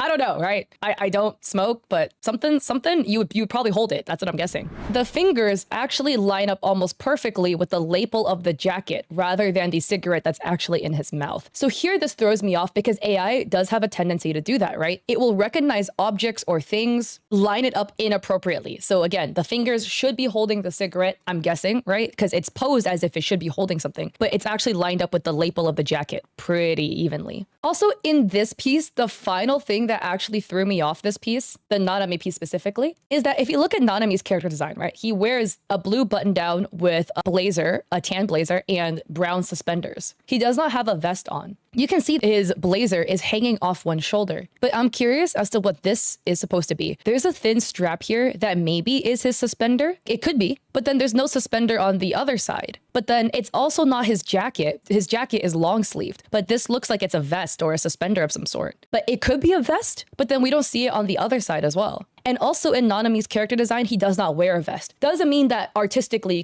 you can obviously choose to put a vest on him, but just it doesn't match up with what's going on the right side of the Nanami piece. For me, that also threw me off as well when I was looking at the Nanami piece. The jacket label here, actually, and him holding the cigarette. That was just me when I was looking through this evidence that was presented. And then point number 3, Ice-T writes, this Makima nun piece deleted after the last tweet has the classic 6 fingers and very similar colors and values as this other AI generated picture of a red-haired nun.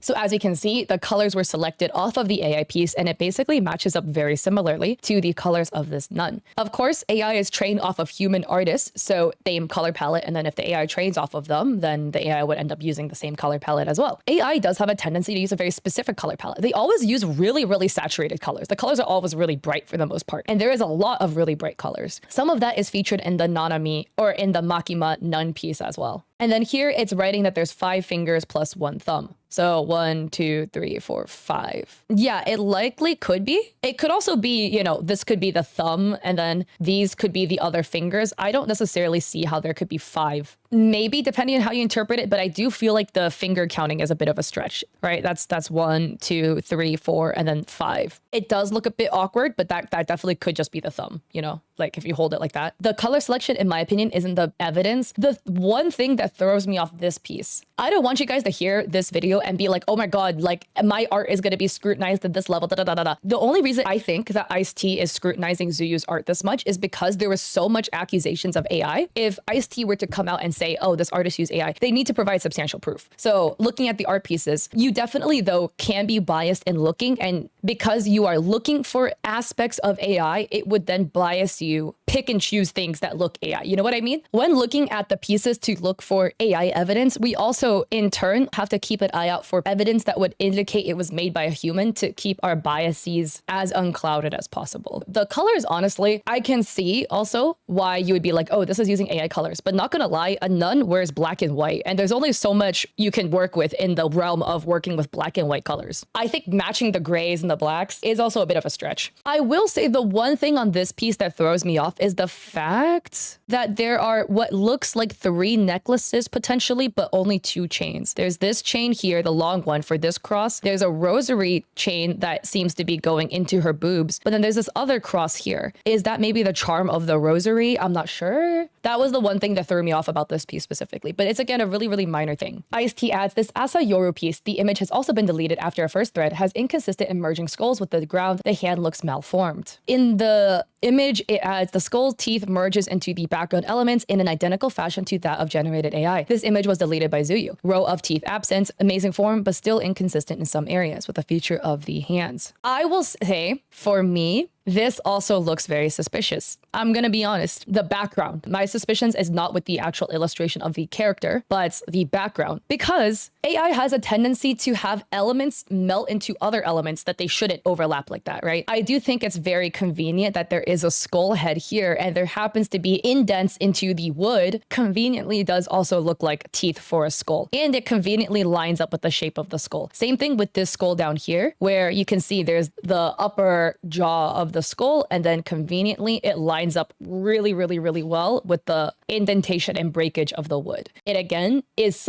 a tendency that you will find in AI art. Can humans do this too? Yes. It's one of those where it's a little bit odd. Ice-T adds, this Tifa piece has an inaccurate gauntlet, inaccurate skirt pockets, and the hair strands get spiky and detached from the natural flow. This piece does look a little suspicious. It does, to me. Just throwing my own opinions. Again, I'm not accusing necessarily Zuyu of using AI because none of these are an actual smoking gun, right? We don't have an AI generated image that we can look at and be like, wait, Zuyu literally traced this. We can't see any of it. We don't have any of that to go off of. There are elements in this piece that do look like things AI has done. So the first thing that Ice-T is pointing out is the inaccuracies in the design elements. So here with the gauntlet, as you can see, it juts outwards. It should just like flow with the elbow. It doesn't stick out like a little tag, but it's sticking out here. This could be human error. Maybe Zuyu isn't as familiar with Tifa's costume design and just thought it was gonna behave this way. There are also pockets, large bags on the side of the skirt, that is missing. Again, maybe they just didn't realize that that was there. Maybe they forgot. Could have happened, right? The hair though, this hair element is a bit odd to me because there is this right here, the red thing that's circled, the thing that juts out. This is something that you'll find with AI. AI will tend to make disconnected hair pieces that will stick out or like appear when it shouldn't appear, right? Hey, this is a strand of hair, but it is detached on both ends. Your hair is always attached on one end. It's attached to your head. This is a bit odd. Some people could argue it's a stylistic choice, but you often don't find it in Azuyu's other pieces. It just happens in this Tifa piece specifically. And one other thing that was not mentioned, but that I think does look a bit AI is this hands. And I know we're going on the hands again. It's because the hand is curled, right? But then there's this thing that sticks out here. And it looks like it was supposed to maybe be a thumb, right? Her hand is curled. It looks like it was supposed to be a thumb, but it's too blocky to be a thumb. So it looks like some sort of like buckle element that sticks out of her skirt. But Tifa's skirt also does not have a buckle element that appears. So AI, like I mentioned prior, has a tendency to make one thing blend into another, like the skull teeth blending into the wood. Allegedly, it could have been AI, who knows, right? But AI has a tendency to do that. So that's why when I see this, it just looks awkward to me because the buckle is not something that is featured in her skirt, like that buckle sticking up above the waistband, that is. But it lines up perfectly to where it could also be her thumb. That's why it just throws throws me off a little bit. Again, it's just one element, like one little thing here, one other little thing here. The final thing about this piece that is just a little bit odd to me is the fact that there's like one line straight across her boob. She has like, you know, stretching with the clothing, but that is just a little bit odd. Again, they're just little things, right? But it does kind of add up a little bit. So Ice-T continues, his gallery has shrunk because of post deletion. He has not replied to me or other artist messages and or emails sent to him a month and a half ago. And this was tweeted September 10th. So here are emails that people like Antwolf have sent Zuyu. And then this was some DMs between Ice-T and Zuyu on July 14th, 2021. So this was like 2 months ago, where Zuyu writes, "Hi, firstly, I want to apologize for any trouble or confusion caused regarding the authenticity of my artwork. I understand it might have appeared AI generated, but I assure you it's just pure flaws in my way of making them. Sometimes I left mistakes like the Maki one because if I was actually using AI, I would not let that slide since it's very fixable. But I realized it afterwards. For Nanami's hand, that's not 6 fingers. That's just how it looks. When you sort of make a fist, you'd have a little bump on the side of your pinky. I use my own hand as a reference. Then the Yoru one, I didn't even pay attention to it until you bring that up. If I'm being honest, drawing a background was never really my thing. So I threw a bunch of stuff so she seems like she's sitting on a pile of skulls. Most of the time, I don't know what I'm doing. As long as it looks cool to me, I'll just call it a day." Ice-T continues, "I remind everybody that I am no artist myself. I relied on the expertise of multiple artists and they all shared my suspicions. Artists in questions are Mikey Pie Art, T.I. Keep, Antwolf, and others that prefer to stay anonymous to avoid controversies. Here's what Mikey says." So Mikey writes, "My diagnoses, I feel there's a lot of confusion at the moment because of the lack of evidence. So what I think is the case with Zuyu's art is the following. His pieces aren't simply AI generated. I think he generates a piece, draws liner over it with a textured brush to give it a human feel. I think the painting part is either done by following the AI as a reference too much or simply overpainting the actual generated image. Either way, there is definitely some manual work in here and it's not 100% AI. We just think his art is heavily reliant on Gen AI. What makes this case so difficult is that he's definitely put in some serious work to learn to draw, judging from his posts from years ago. So this makes it easier for him to hide it. One of the biggest giveaways is the difference of quality within the piece. The super professional looking anatomy, clothing, shading, etc., but more amateurish hands, perspective, chicken scratchy lines, which is common in tracing, and a variety of beginner mistakes here and there. I think this is the case because when he generates an image, it'll have flaws that have to be fixed manually. And this really shows in most of his work because he can't match the quality of AI with his own skills." And then Mikey mentions that he has difficulty with the sketches because the sketches always look exactly the same as the final product, where there's kind of like no exploration, etc. I have mentioned prior that there are some people who will use the sketch, clean it up, and that is literally the line art they use. It is something people do, but basically in presenting evidence of not being AI, Ice-T wanted to see the sketches, but all Zuyu had sent was the final sketch, the cleaned up sketch. And I think Ice-T was looking for the exploration prior to the final sketch, which wasn't presented at this point. And here's an example of, I think, what Ice-T was looking for, this exploration. And this is an example by Alice Vu for her Viet Miku piece, which ended up having 6 toes. But in my armchair detective conclusion, I really don't think Alice used AI because there's too many things that shows that it was done by a human being. But you know, these explorative sketches. So Mikey continues, "I want to make it clear again, there is no smoking gun, like we didn't catch them in the act. Most of Zuyu's pieces really feel like they were made by closely tracing and color picking AI art. They seem to have made the switch from closely referencing IRL pics that you then have to stylize to closely tracing and copying Gen AI with minor changes. My suspicions were made stronger when we found out more discrepancies in many pieces, like missing fingers, more fingers, less knuckles, more knuckles, 2 jacket ends, 2 shirt ends, etc. Just stuff that you rarely F up as an artist. It does happen, right? Like Alice accidentally gave Miku an extra toe, but it doesn't happen too often. To have this many in such a short amount of time is like the YouTuber dream, and it's blaze rods and ender pearls. You don't get this lucky this many times consecutively. No artist ever forgets the time when they drew the thumb on the wrong side, forgot a finger, or added a finger. It's a mistake you rarely do twice and never many times close to the other. To explain what feels wrong in Zuyu's pieces is that if you look from afar, they look really good. They exhibit a form in their design, silhouette, color choice, and shading that is like pro level. It's really good illustrations. However, looking closer at the lines of the paint strokes, they don't exhibit the same confidence as the final piece in whole at all. And Ice-T adds some alleged lighter evidence. So one being the glossy high contrast look, which as you can see, very high contrast on the boobs, very high contrast on the boobs, you know, shoulder highlighting that you can see in this AI as well. This is a design choice that some artists make. Some artists just abuse highlights like no tomorrow. I actually am one of those people, but it is also something you find in AI. Another thing is exaggerated folds, especially within the eyebrows, which is also present in Nanami. But it's also something that is present in people's faces in general. Nowhere near as exaggerated as AI, but you'll find that like scrunch between the eyebrows sometimes. Another piece of evidence is a bump that goes out and then back in but hair also goes in front of it. So is that the jacket? Is that like a dog ear that sticks out? I just think, again, yeah, this looks a little bit odd because you can see the sleeve very clearly here detailed and outlined, but then there's this triangle that sticks out. So I think maybe this was done in an attempt to make the jacket look bulky, but it does look a little bit out of place. Ice-T, or in this photo explanation, it adds that that Gen AI tends to base itself on similar poses, side-by-side poses of them just kind of like stanced up with their legs slightly apart. I will say this is just a pose that people can do in general. Like Gen AI is trained off human artists. People pose like this in photos all the time. So I think this on its own is not evidence to me. So Ice-T continues, now it is possible that these are all human errors, and however cynical and sarcastic I could get with the fingers, knuckle, shirt ends, exact colors, hair strands, etc., I cannot say with 100% certainty that Zuyu traces Gen AI. It's possible that we have incorrectly tarnished their reputation. For this reason, I want to offer Zuyu 500 USD to get in a call with us and stream his process live in full screen, and will be recorded and scrutinized from point A to Z. So the process that Ice-T wrote out is 1, to draw something he would normally draw from a prompt we give him after the call starts. 2, to do specific and odd actions in Photoshop and in his computer at different parts of the process, like draw a red circle with a red star inside or Google a cartoon cat. 3, slightly deviate from the original prompt as the time-lapse goes to ensure he's not drawing from a pic off screen previously generated. Point 5, completely forgot point 4. This is just funny. In Chinese, 4 is superstitious because it is pronounced s,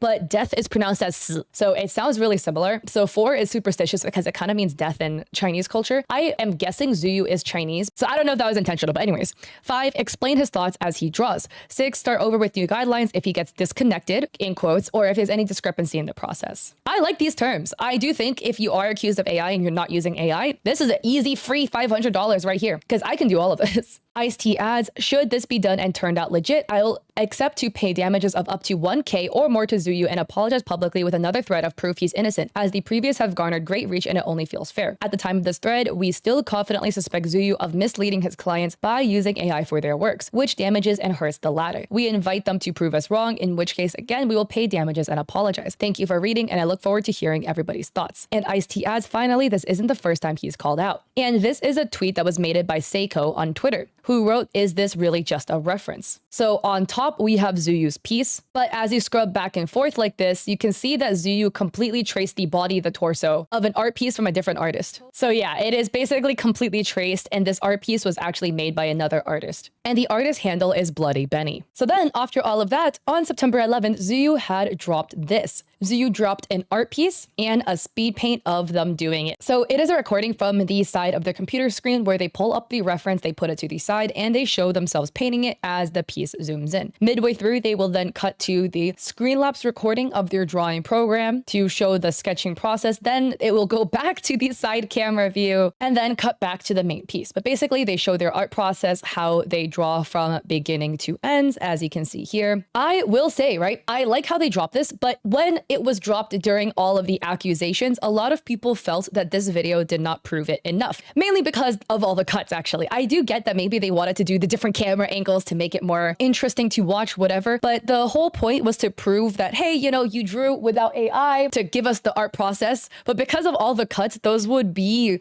for skeptics, opportunities for them to think that maybe, I don't know, you used AI at some point in the process, then like cropped it out and back to the piece, you know what I mean? It didn't satisfy a lot of people. And they also wrote this doc as well. They wrote, hi everyone, I said this 2 days ago on my Instagram, but I'd like to add some more. So once again, I'd like to address some accusations regarding my artwork being AI generated. First and foremost, these claims are false. Every piece of my work is hand-drawn and I pour a lot of time and effort into creating each one. I understand, however, some might mistake my art for AI generation due to certain imperfections, such as misleading fingers or knuckles that resemble AI's notorious flaws. One area where this confusion tends to arise is when I'm drawing hands, especially in complex poses like grabbing or when viewed from challenging angles. Like many artists, hands have always been a tricky part of the process for me. I thought it was a common struggle, but apparently this had led some to assume it's an AI issue. While AI-generated hands often appear far more distorted or monstrous, I can see how my occasional errors might raise questions. I'll also admit that while I was still learning, I did use photo references and sometimes traced elements as part of my study to better understand shape and form. I couldn't afford formal art education, so I taught myself however I could. My skills improved and I found my own flow, but I never aimed for perfection. My goal has always been growth. Do I still heavily rely on references today? Absolutely. Did I ever trace in the past? Yes. That was part of my learning process. I must admit it may have lacked ethical consideration, but that's for me to learn moving forward. I never claimed to be a pro. I'm just a novice who gained popularity by drawing people's favorite characters, and to those who follow my journey, I still struggle to draw from scratch in memory, unlike many artists here perhaps.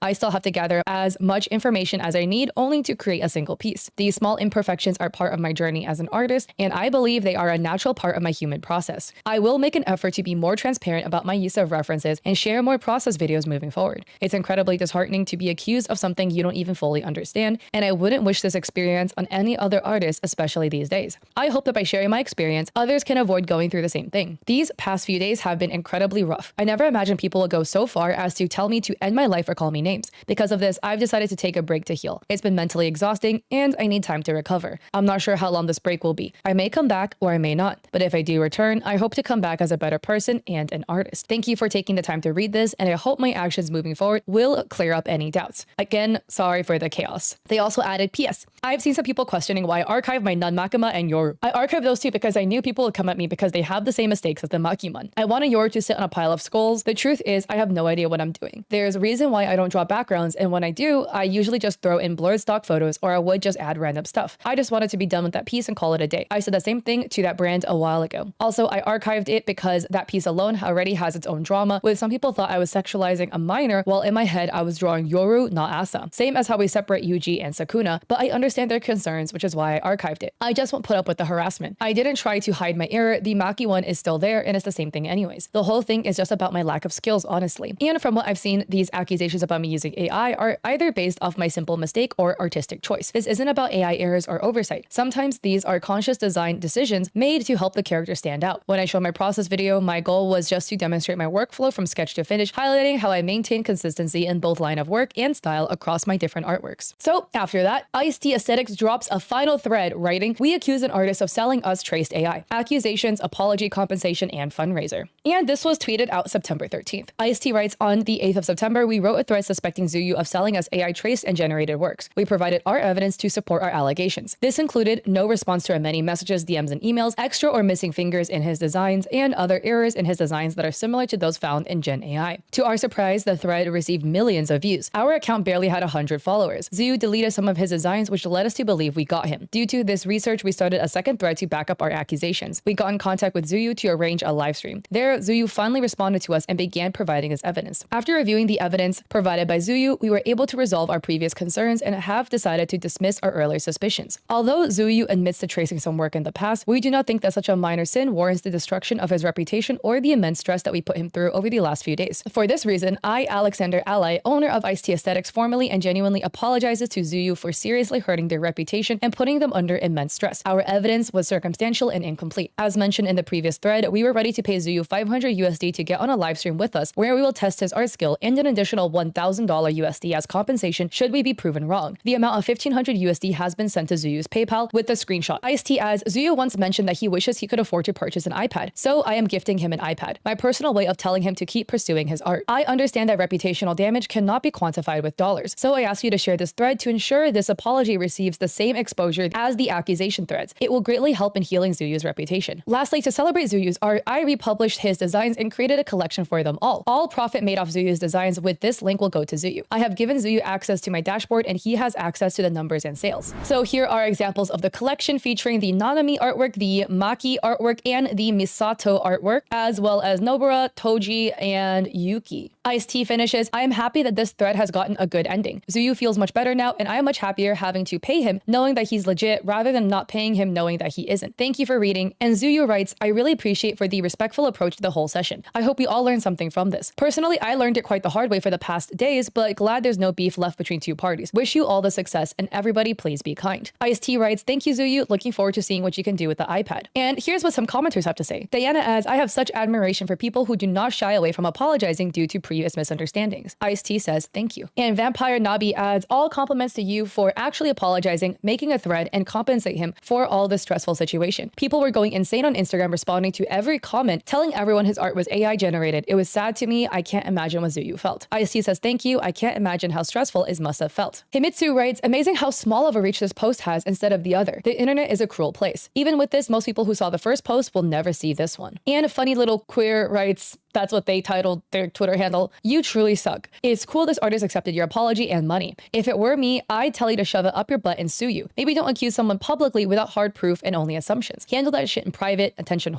So that is the end of that scenario. A case where an artist was accused of using AI and then later proven to have not used AI in their processes. This is a crazy scenario, but in the end, for Ice-T Aesthetics, I'm glad that they stood up and truly apologized for this situation. And for Zuyu, I feel so bad because I mean, this is something that's going to cause damage to your reputation at the end of the day. And regardless of this apology going out and happening, at the end of the day, there's going to be people out here who did not see the final concluding thread and will arrive at the conclusion that Zuyu is an AI user. This is a situation that is really unfortunate. If you like Zuyu's artwork, you like what you saw, you can go check them out. Their handle is Zuyuanzar, which is the handle they use on, from what I could find, all of their social medias. I'll also have them linked down below as well, so you can go check them out. But I'm curious as to your thoughts on this scenario. Should Ice-T Aesthetics have not made that original call out post in the first place? But what if it was a scenario where the other person was not responding to you and these accusations were coming out? Do you think this conclusion was satisfactory? Do you think Zuyu has grounds to sue? Because that's what some people are also saying. I'm curious as to your thoughts down below. The person wanted to remain anonymous, but they found this account and they basically stated that this account has secretly kind of infiltrated the Genshin space, but it's all AI content. And allegedly, apparently, if you call them out, they will either block you or they will just delete the comments. This is the account in question. It's called iLix. They literally claim they use AI in their bio. So we don't have to do like a double take on looking through their art to be like, this looks AI or this. They claim it in their bio. They say, do not repost. And I always find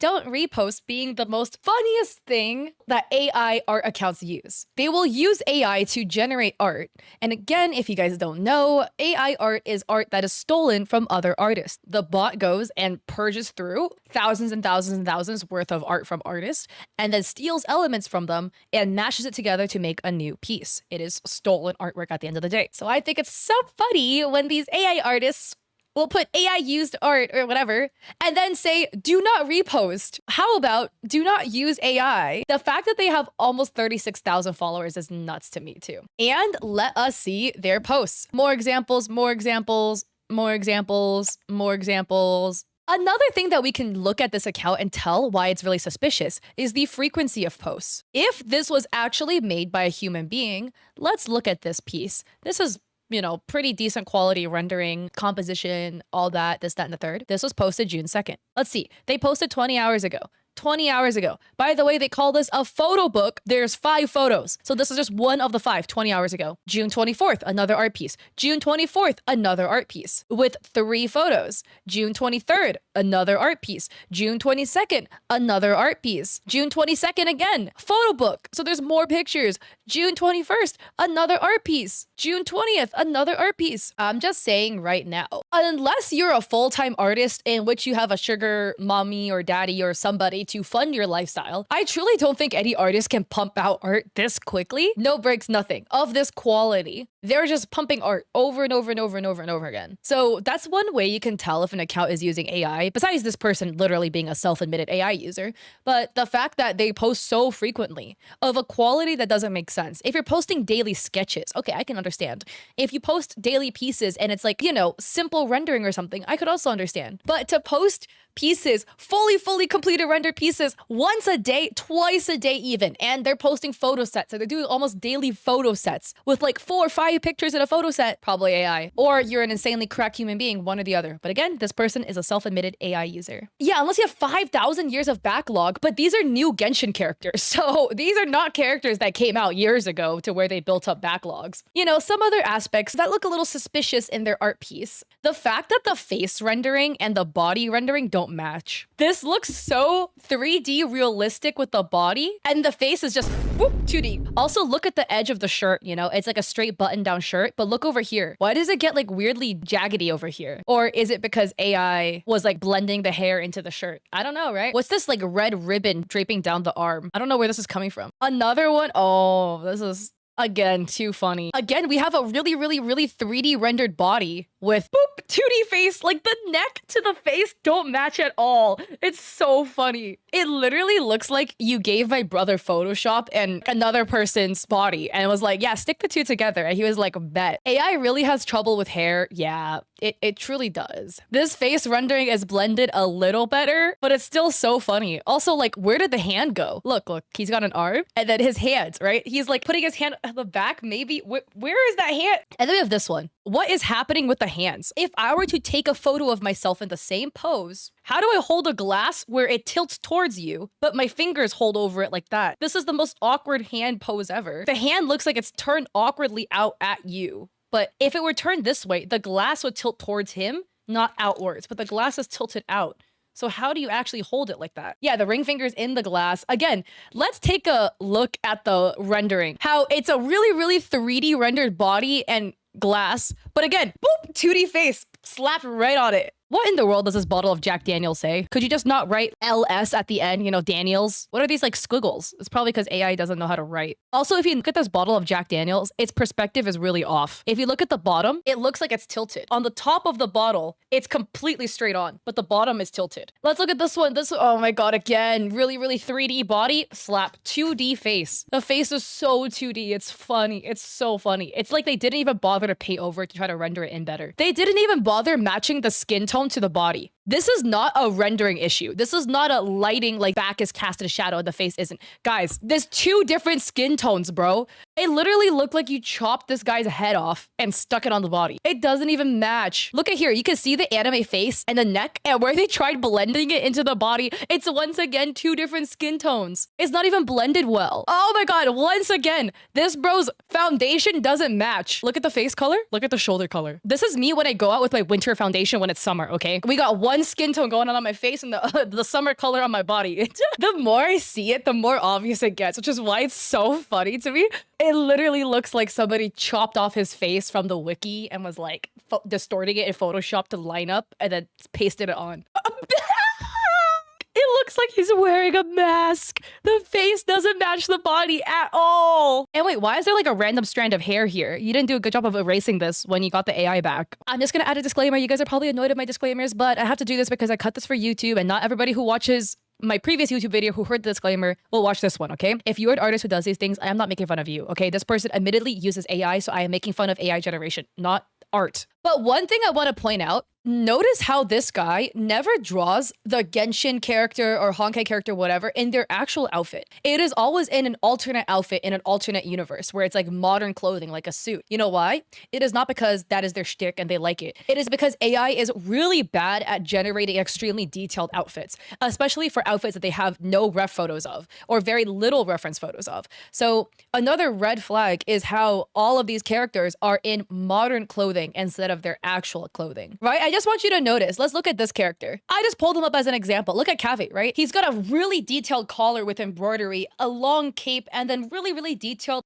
tassels hanging down from the stomach area. Look at here. Kaveh, Ancient Rome AU photo book. They did not make Kaveh in an ancient Rome setting because they wanted to. They did it because AI is not good at drawing extremely detailed and complex outfits. So it is so much easier to put in Kaveh in toga instead of Kaveh because AI will fuck it up if you actually ask for the correct outfit. Because I just want you to look at all of their fits. Again, we have Kea, who is in a suit and like a modern jacket, not their regular fit, right? They're either in like a white button down or again in a toga because it's so easy to say. I hope I'm calling it correctly. I don't know if this is exactly called a toga. Notice, right? Blue toga is a really easy input to put into AI. I can't pronounce their name, but Nuvoleta's correct outfit is going to be way more complicated to draw. So again, notice how none of the characters are in their OG outfit. If you are somebody who likes drawing, I don't know, Genshin characters in modern outfits, that itself is not necessarily indication that you used AI. But context clues and we tie everything together. This person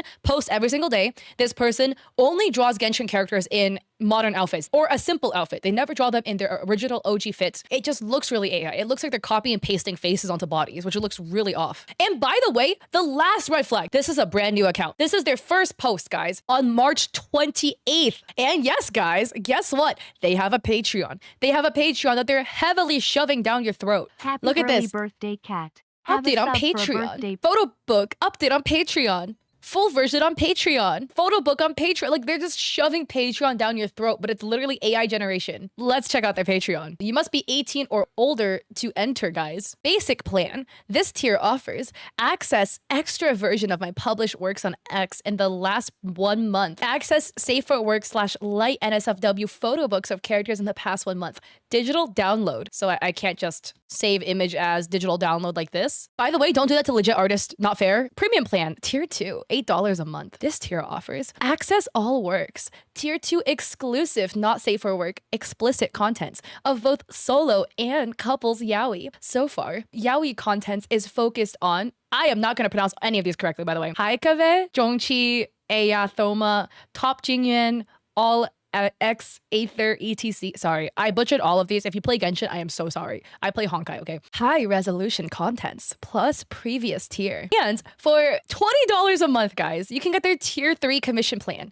that is sold out. What poor soul fell for this. I am so sorry. This tier offers plus previous tiers benefits, access to commissions, 1 illustrations per month, fan arts / simple OC only. You can specify the following elements: characters, up to 2 people, clothing and posture, scene, style, limited to similar styles of my published works. DM me to get your commissions. You're telling me that I have to spend $20 a month to what? Have you go to whatever AI generator you use, type in Ayato with big chest and nips, and then for you to download whatever AI generates and send it over to me. That cost me $20 a month, truly. The fact that they have a Patreon is so gross to me. It's clearly all AI, which is why I'm so disappointed, at a loss of words. The fact that they're scamming people like this, the fact that people are paying for it. What do you mean commissions? How exactly do you take commissions when it's AI?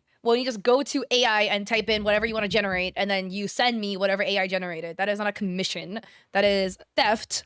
This must have taken you so much time too, to like photo bash people's faces onto the art pieces. Are you truly this broke with this much free time that you can do this? Ilix, why don't you just go and learn how to draw yourself? And then you can draw all of the big pec, muscular anime men that you want, okay? Go for it. If that's your thing, I'll knock on it, okay? I have a Blade poster right here. Going through AI to do it, man, come on. And I feel really bad for anybody who actually paid for their tier 3 commission, because what they're doing is completely free and cost them no money whatsoever. So you're essentially just getting scammed. Basically, TLDR, this person is blatantly using AI. Like, we can already tell, and they also admitted to it. So that is the nail in the coffin. Don't spend money on them. Please don't support them. They're using AI. AI is theft from actual artists. There are so many other amazingly talented artists out here that deserves the support way more than this person. AI art has made its way into medical journals, and this is so funny. So this was tweeted out by Morgan Piffner. I am so sorry. I really don't know how to pronounce your last name. I truly apologize. I found another AI generated garbage diagram in a scientific journal. I also tried to find the first one they were talking about. I couldn't find it because they said another, which implied there was a first one. It's entirely gibberish and features anatomically incorrect limbs with too many bones. So here is the scientific journal assessment of the efficacy of alkaline water in conjunction with conventional medication for the treatment of chronic gouty arthritis, a randomized control study. And these are the doctors that were on this study. Yep, this is posted on National Library of Medicine, which is a very, very reputable source for scientific journals. I was a bio major. This was like one of the journal sites that we could cite. Here is the art piece in question. And oh boy, can I point out so many things wrong with this. I have a bio major, but even if you don't, I'm sure you can acknowledge there's many things wrong with this image, okay? So in the upper part of your leg, there's only one. You only have your femur, which is correct on this side. Except if you look at the, I can't tell left from right, the right leg when I'm looking at it, it would be this person's left leg. What is the second bone here? And we can just use context clues. Why do the same person, 2 different legs, right? How do they not have the same amount of bones? How does the right leg and the left leg have different number of bones? In your upper leg, you only have 1 bone. It's the femur. And then on your lower leg, you have 2. You have the tibula and the fibula. So why does this leg have 3? They completely forgot the kneecap as well. Also, why are the bones fused? Do you see here how we have a tibula and a fibula, which are not supposed to be the the same thickness, by the way, but they fuse together at the top like a nightstand. Also, what is happening at the bottom of the legs here? These bones should connect all the way down to the ankle, not end midway. And again, why does one lower leg have 2 bones, which is anatomically correct, except they don't look like this? And then the left leg has 3. Oh, and then look at the arm too. In your arm, you have 2 bones. In your lower arm, you have the ulna and the radius. So why is there 3? Also, this is not even in English. This is not even in any language for that matter. Is it supposed to say alkaline? Alking? What is this? A water bottle with chemicals in it? Look at this one. What are these? Why is it like a champagne glass, like a flute? What are these like chemicals supposed to be? NCN1 is a CO? Dude, this is triggering like my OChem PTSD, man. This is not even a hexagon. Why does this look all loppy? So yeah, the fact that this made it into a scientific journal is nuts because literally anybody with any scientific knowledge can see this looks wrong. You don't even need a scientific background to understand this was wrong. It doesn't make sense for one person's leg to have basically double the amount of bones in one leg than the other leg. Did nobody double check this, cross check it? This scientific journal has 1, 2, 3, 4, 5 authors on it. Not one of you 5 people double check this to make sure it looks correct. Morgan added follow-up. I've received notice that the journal is retracting the study due to the above graphic and a number of concerning data irregularities pointed out by Microbiome Digest and T. Kesterman on PubPeer. In case anybody is interested, at examine.com, we have a guide called How to Read a Scientific Study. It's a great surface level resource for catching study limitations that aren't as obvious as AI-generated mutant leg bones. And again, we have people pointing out the irregularities in the AI with fucked up English. This is not English. This is not any language for that matter. Christine Rice says, yum, bone grapefruit, my favorite. One Drum says, I like the stemware test tubes, classy. Yeah, this looks really odd. Let's just look at this, guys. This is the context in which this graphic was used. Gout is a metabolic disorder caused by purine metabolism abnormalities, inadequate UA excretion, characterized by persistently elevated serum uric acid levels. This elevation primarily results from excessive production of insulin. So basically here, they're talking about what gout is, how it contributes to arthritis, and how alkaline water treatment can help, stating, recently alkaline water has garnered increasing attention as a non-pharmacological treatment option. With its high pH value, alkaline water is hypothesized to neutralize acidic substances in the body, thereby potentially regulating acid-base balance, improving UA metabolism, reducing the formation of urate crystals, and consequently alleviating arthritis symptoms. TLDR, alkaline water can potentially help alleviate arthritis. The mechanism diagram of alkaline water treatment for chronic gouty arthritis is shown in figure 2. Figure 2 being this AI piece. So they're basically stating, hey, this image will show you how alkaline water can help help alleviate arthritis symptoms. How exactly?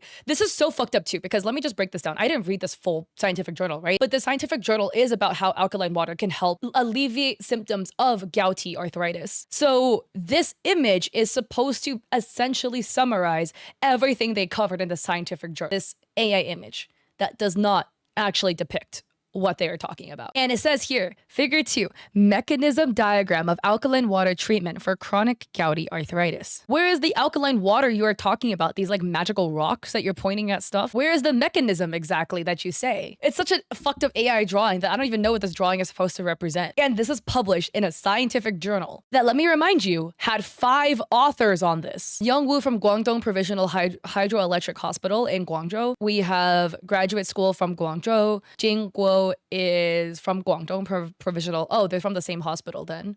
Jie Yang is also from the same hospital. Ru is also from the same hospital. That is too funny, honestly. And again, how did nobody double, triple, quadruple check, cross-check this? But I'm just saying, guys, scientific or not, at the end of the day, there's a lot of cases also of like scientific study fraud that happens in the industry as well, in the STEM industry. There's been cases where psychological studies were faked. There's cases of scientific journals being faked. This journal is being retracted because not only is it sus, but it also used AI art as well, which is, well, actually a big indication that it's sus. It means nobody cross or triple checked it before publishing it. Don't take everything you see at face value. Even if something is labeled as from a scientist, there could still be biases or fraud happening in those spaces. Stay vigilant, guys. What would you do if somebody took all of your artwork and then turned it into AI trash? And then what would you do if that person actually was somebody close to you? Well, this happened unfortunately to Serpies or Sippies, so let's go over this story. This was the first tweet that broke everything open, and this was tweeted September 5th, 2024 by Serpies. They wrote, "Someone stole my cat adoptable and turned it into AI garbage. I think they stole more, but they blocked me before I could report them." So here we have this photo, which clearly has an AI tag over it, and it has all of the inklings of up AI art, incorrect number of fingers, things disappearing when they go behind other objects, the tail is all loopy and disconnected. And this was the original piece that was made by Serpies. It is so cute. As you can see, the tail is very connected. Things all make sense. The correct number of fingers on each hand. Like here, this hand has 5, but this hand has 4. So, and Juju adds, "The way all soul or any appeal disappeared." Serpies wrote, "Pookie, if you spot them, kill them for me." Again, obviously this is a joke. Do not harass anybody or end anybody's life over this, okay? Lana Adapter says, "I found this with a link to a Google form, which will allow you to apply to have artwork taken off of Mobian." Serpy says, "OMFG, thank you so much." Then 2 days later, September 7th, Serpy made a follow-up tweet writing, "AI person update. Turns out my effing friend was the one behind it and has been stealing the art I've been sharing with them for years. They asked me to delete my post, so instead I'll be making a thread. Here is all the damn art they've stolen from me." So here's the DMs between Redacted and Serpies. Redacted says, "Can I come clean about something?" Serpy says, "Sure, bestie, you know I'm always here to listen. Is this about blank?" Redacted says, no,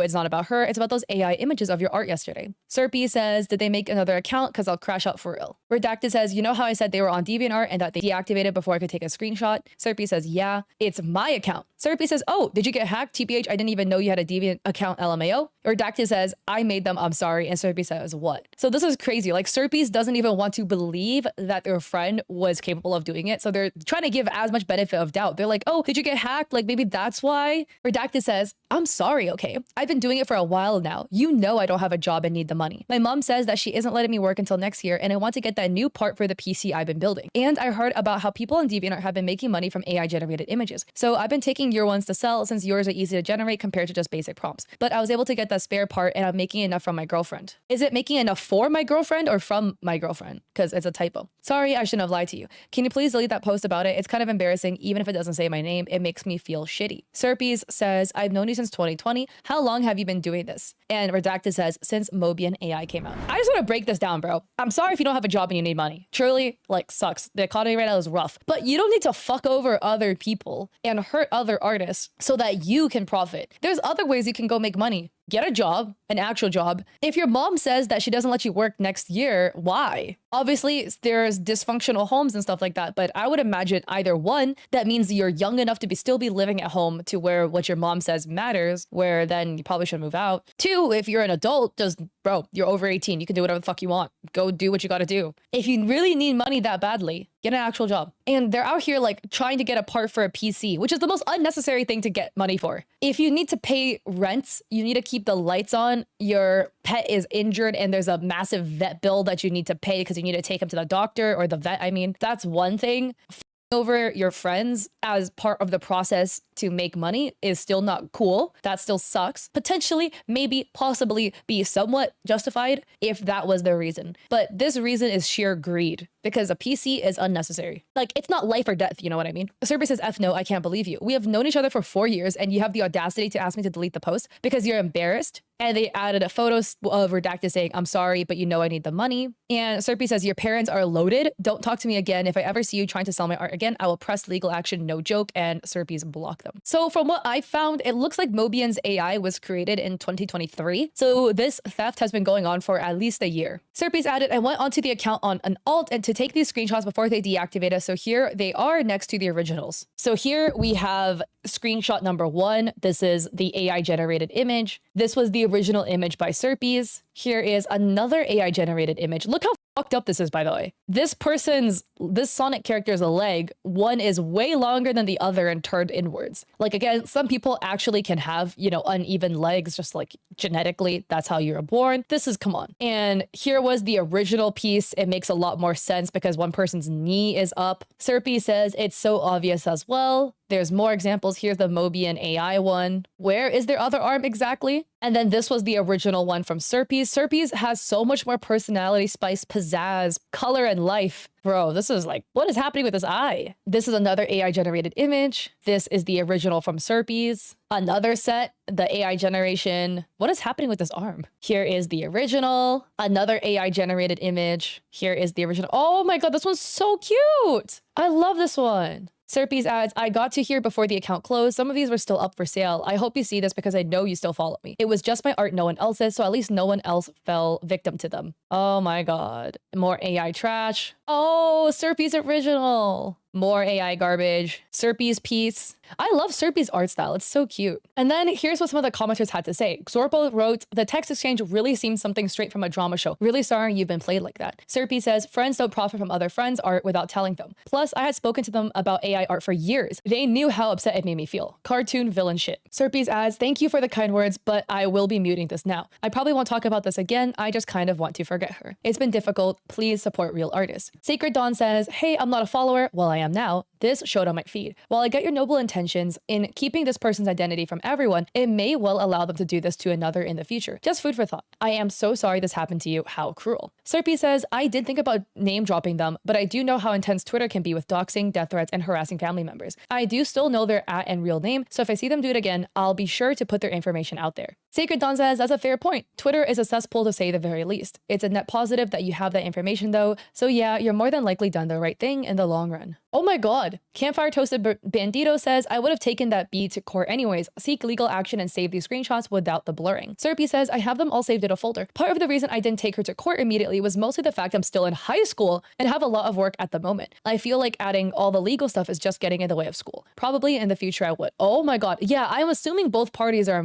Oh, I didn't know if Serpies was a minor, but the other person sounds like a minor given the fact they're saying, my mom won't let me do this. Like either you're a minor or you still live at home to where your mom will still have such an impact in your life. Bro, but what's with kids and resorting to scamming to get money, man? I swear to God, like so many kids end up doing that shit. Campfire adds, couldn't hurt to seek counsel at least once to see if you have a case. Then go from there when the time works. I know there have been a couple of artists who have won their cases against people who are basically breaching their copyright by making AI art. Serpy says, well, copyright for artists in Australia is actually a bit in my favor, but the entire thing is pretty black and white. It all depends on how they made it, which is disappointing. I'd probably have to seek counsel, yeah. I would also add for Serpy's case, if they do want to seek out legal counsel, some lawyers, I don't know regarding like art and stuff like that. There is a fair amount of lawyers that would be willing to do work pro bono if finances is ever an issue. And they would just take, you know, the winnings, like a portion of the winnings. Derek T adds, they ruined a friendship and your work over a damn PC part. That is beyond messed up on so many levels. I'm terribly sorry you had to go through that. And Yana adds, this is horrible. They were making money off of it too on DeviantArt. How? Like selling prints, or were they selling commissions to unbeknown people? That's awful. I'm guessing maybe they were doing adopts. And if you guys don't know what adopts are, it's like you can sell character designs and then people can buy it and then they would own that character design. So I'm guessing maybe they were doing some like Sonic OC style adopts. And then Serpies adds a couple of extra tweets. They wrote, I am so tired of the internet. Me sharing a hurtful thing that happened to me and expressing my frustrations about losing a really close friend had turned into me wanting followers and clout. Not everything is about effing likes. Have some human empathy. And then they add, finally, I'm going private for a while. All these people saying it's not real has really upset me.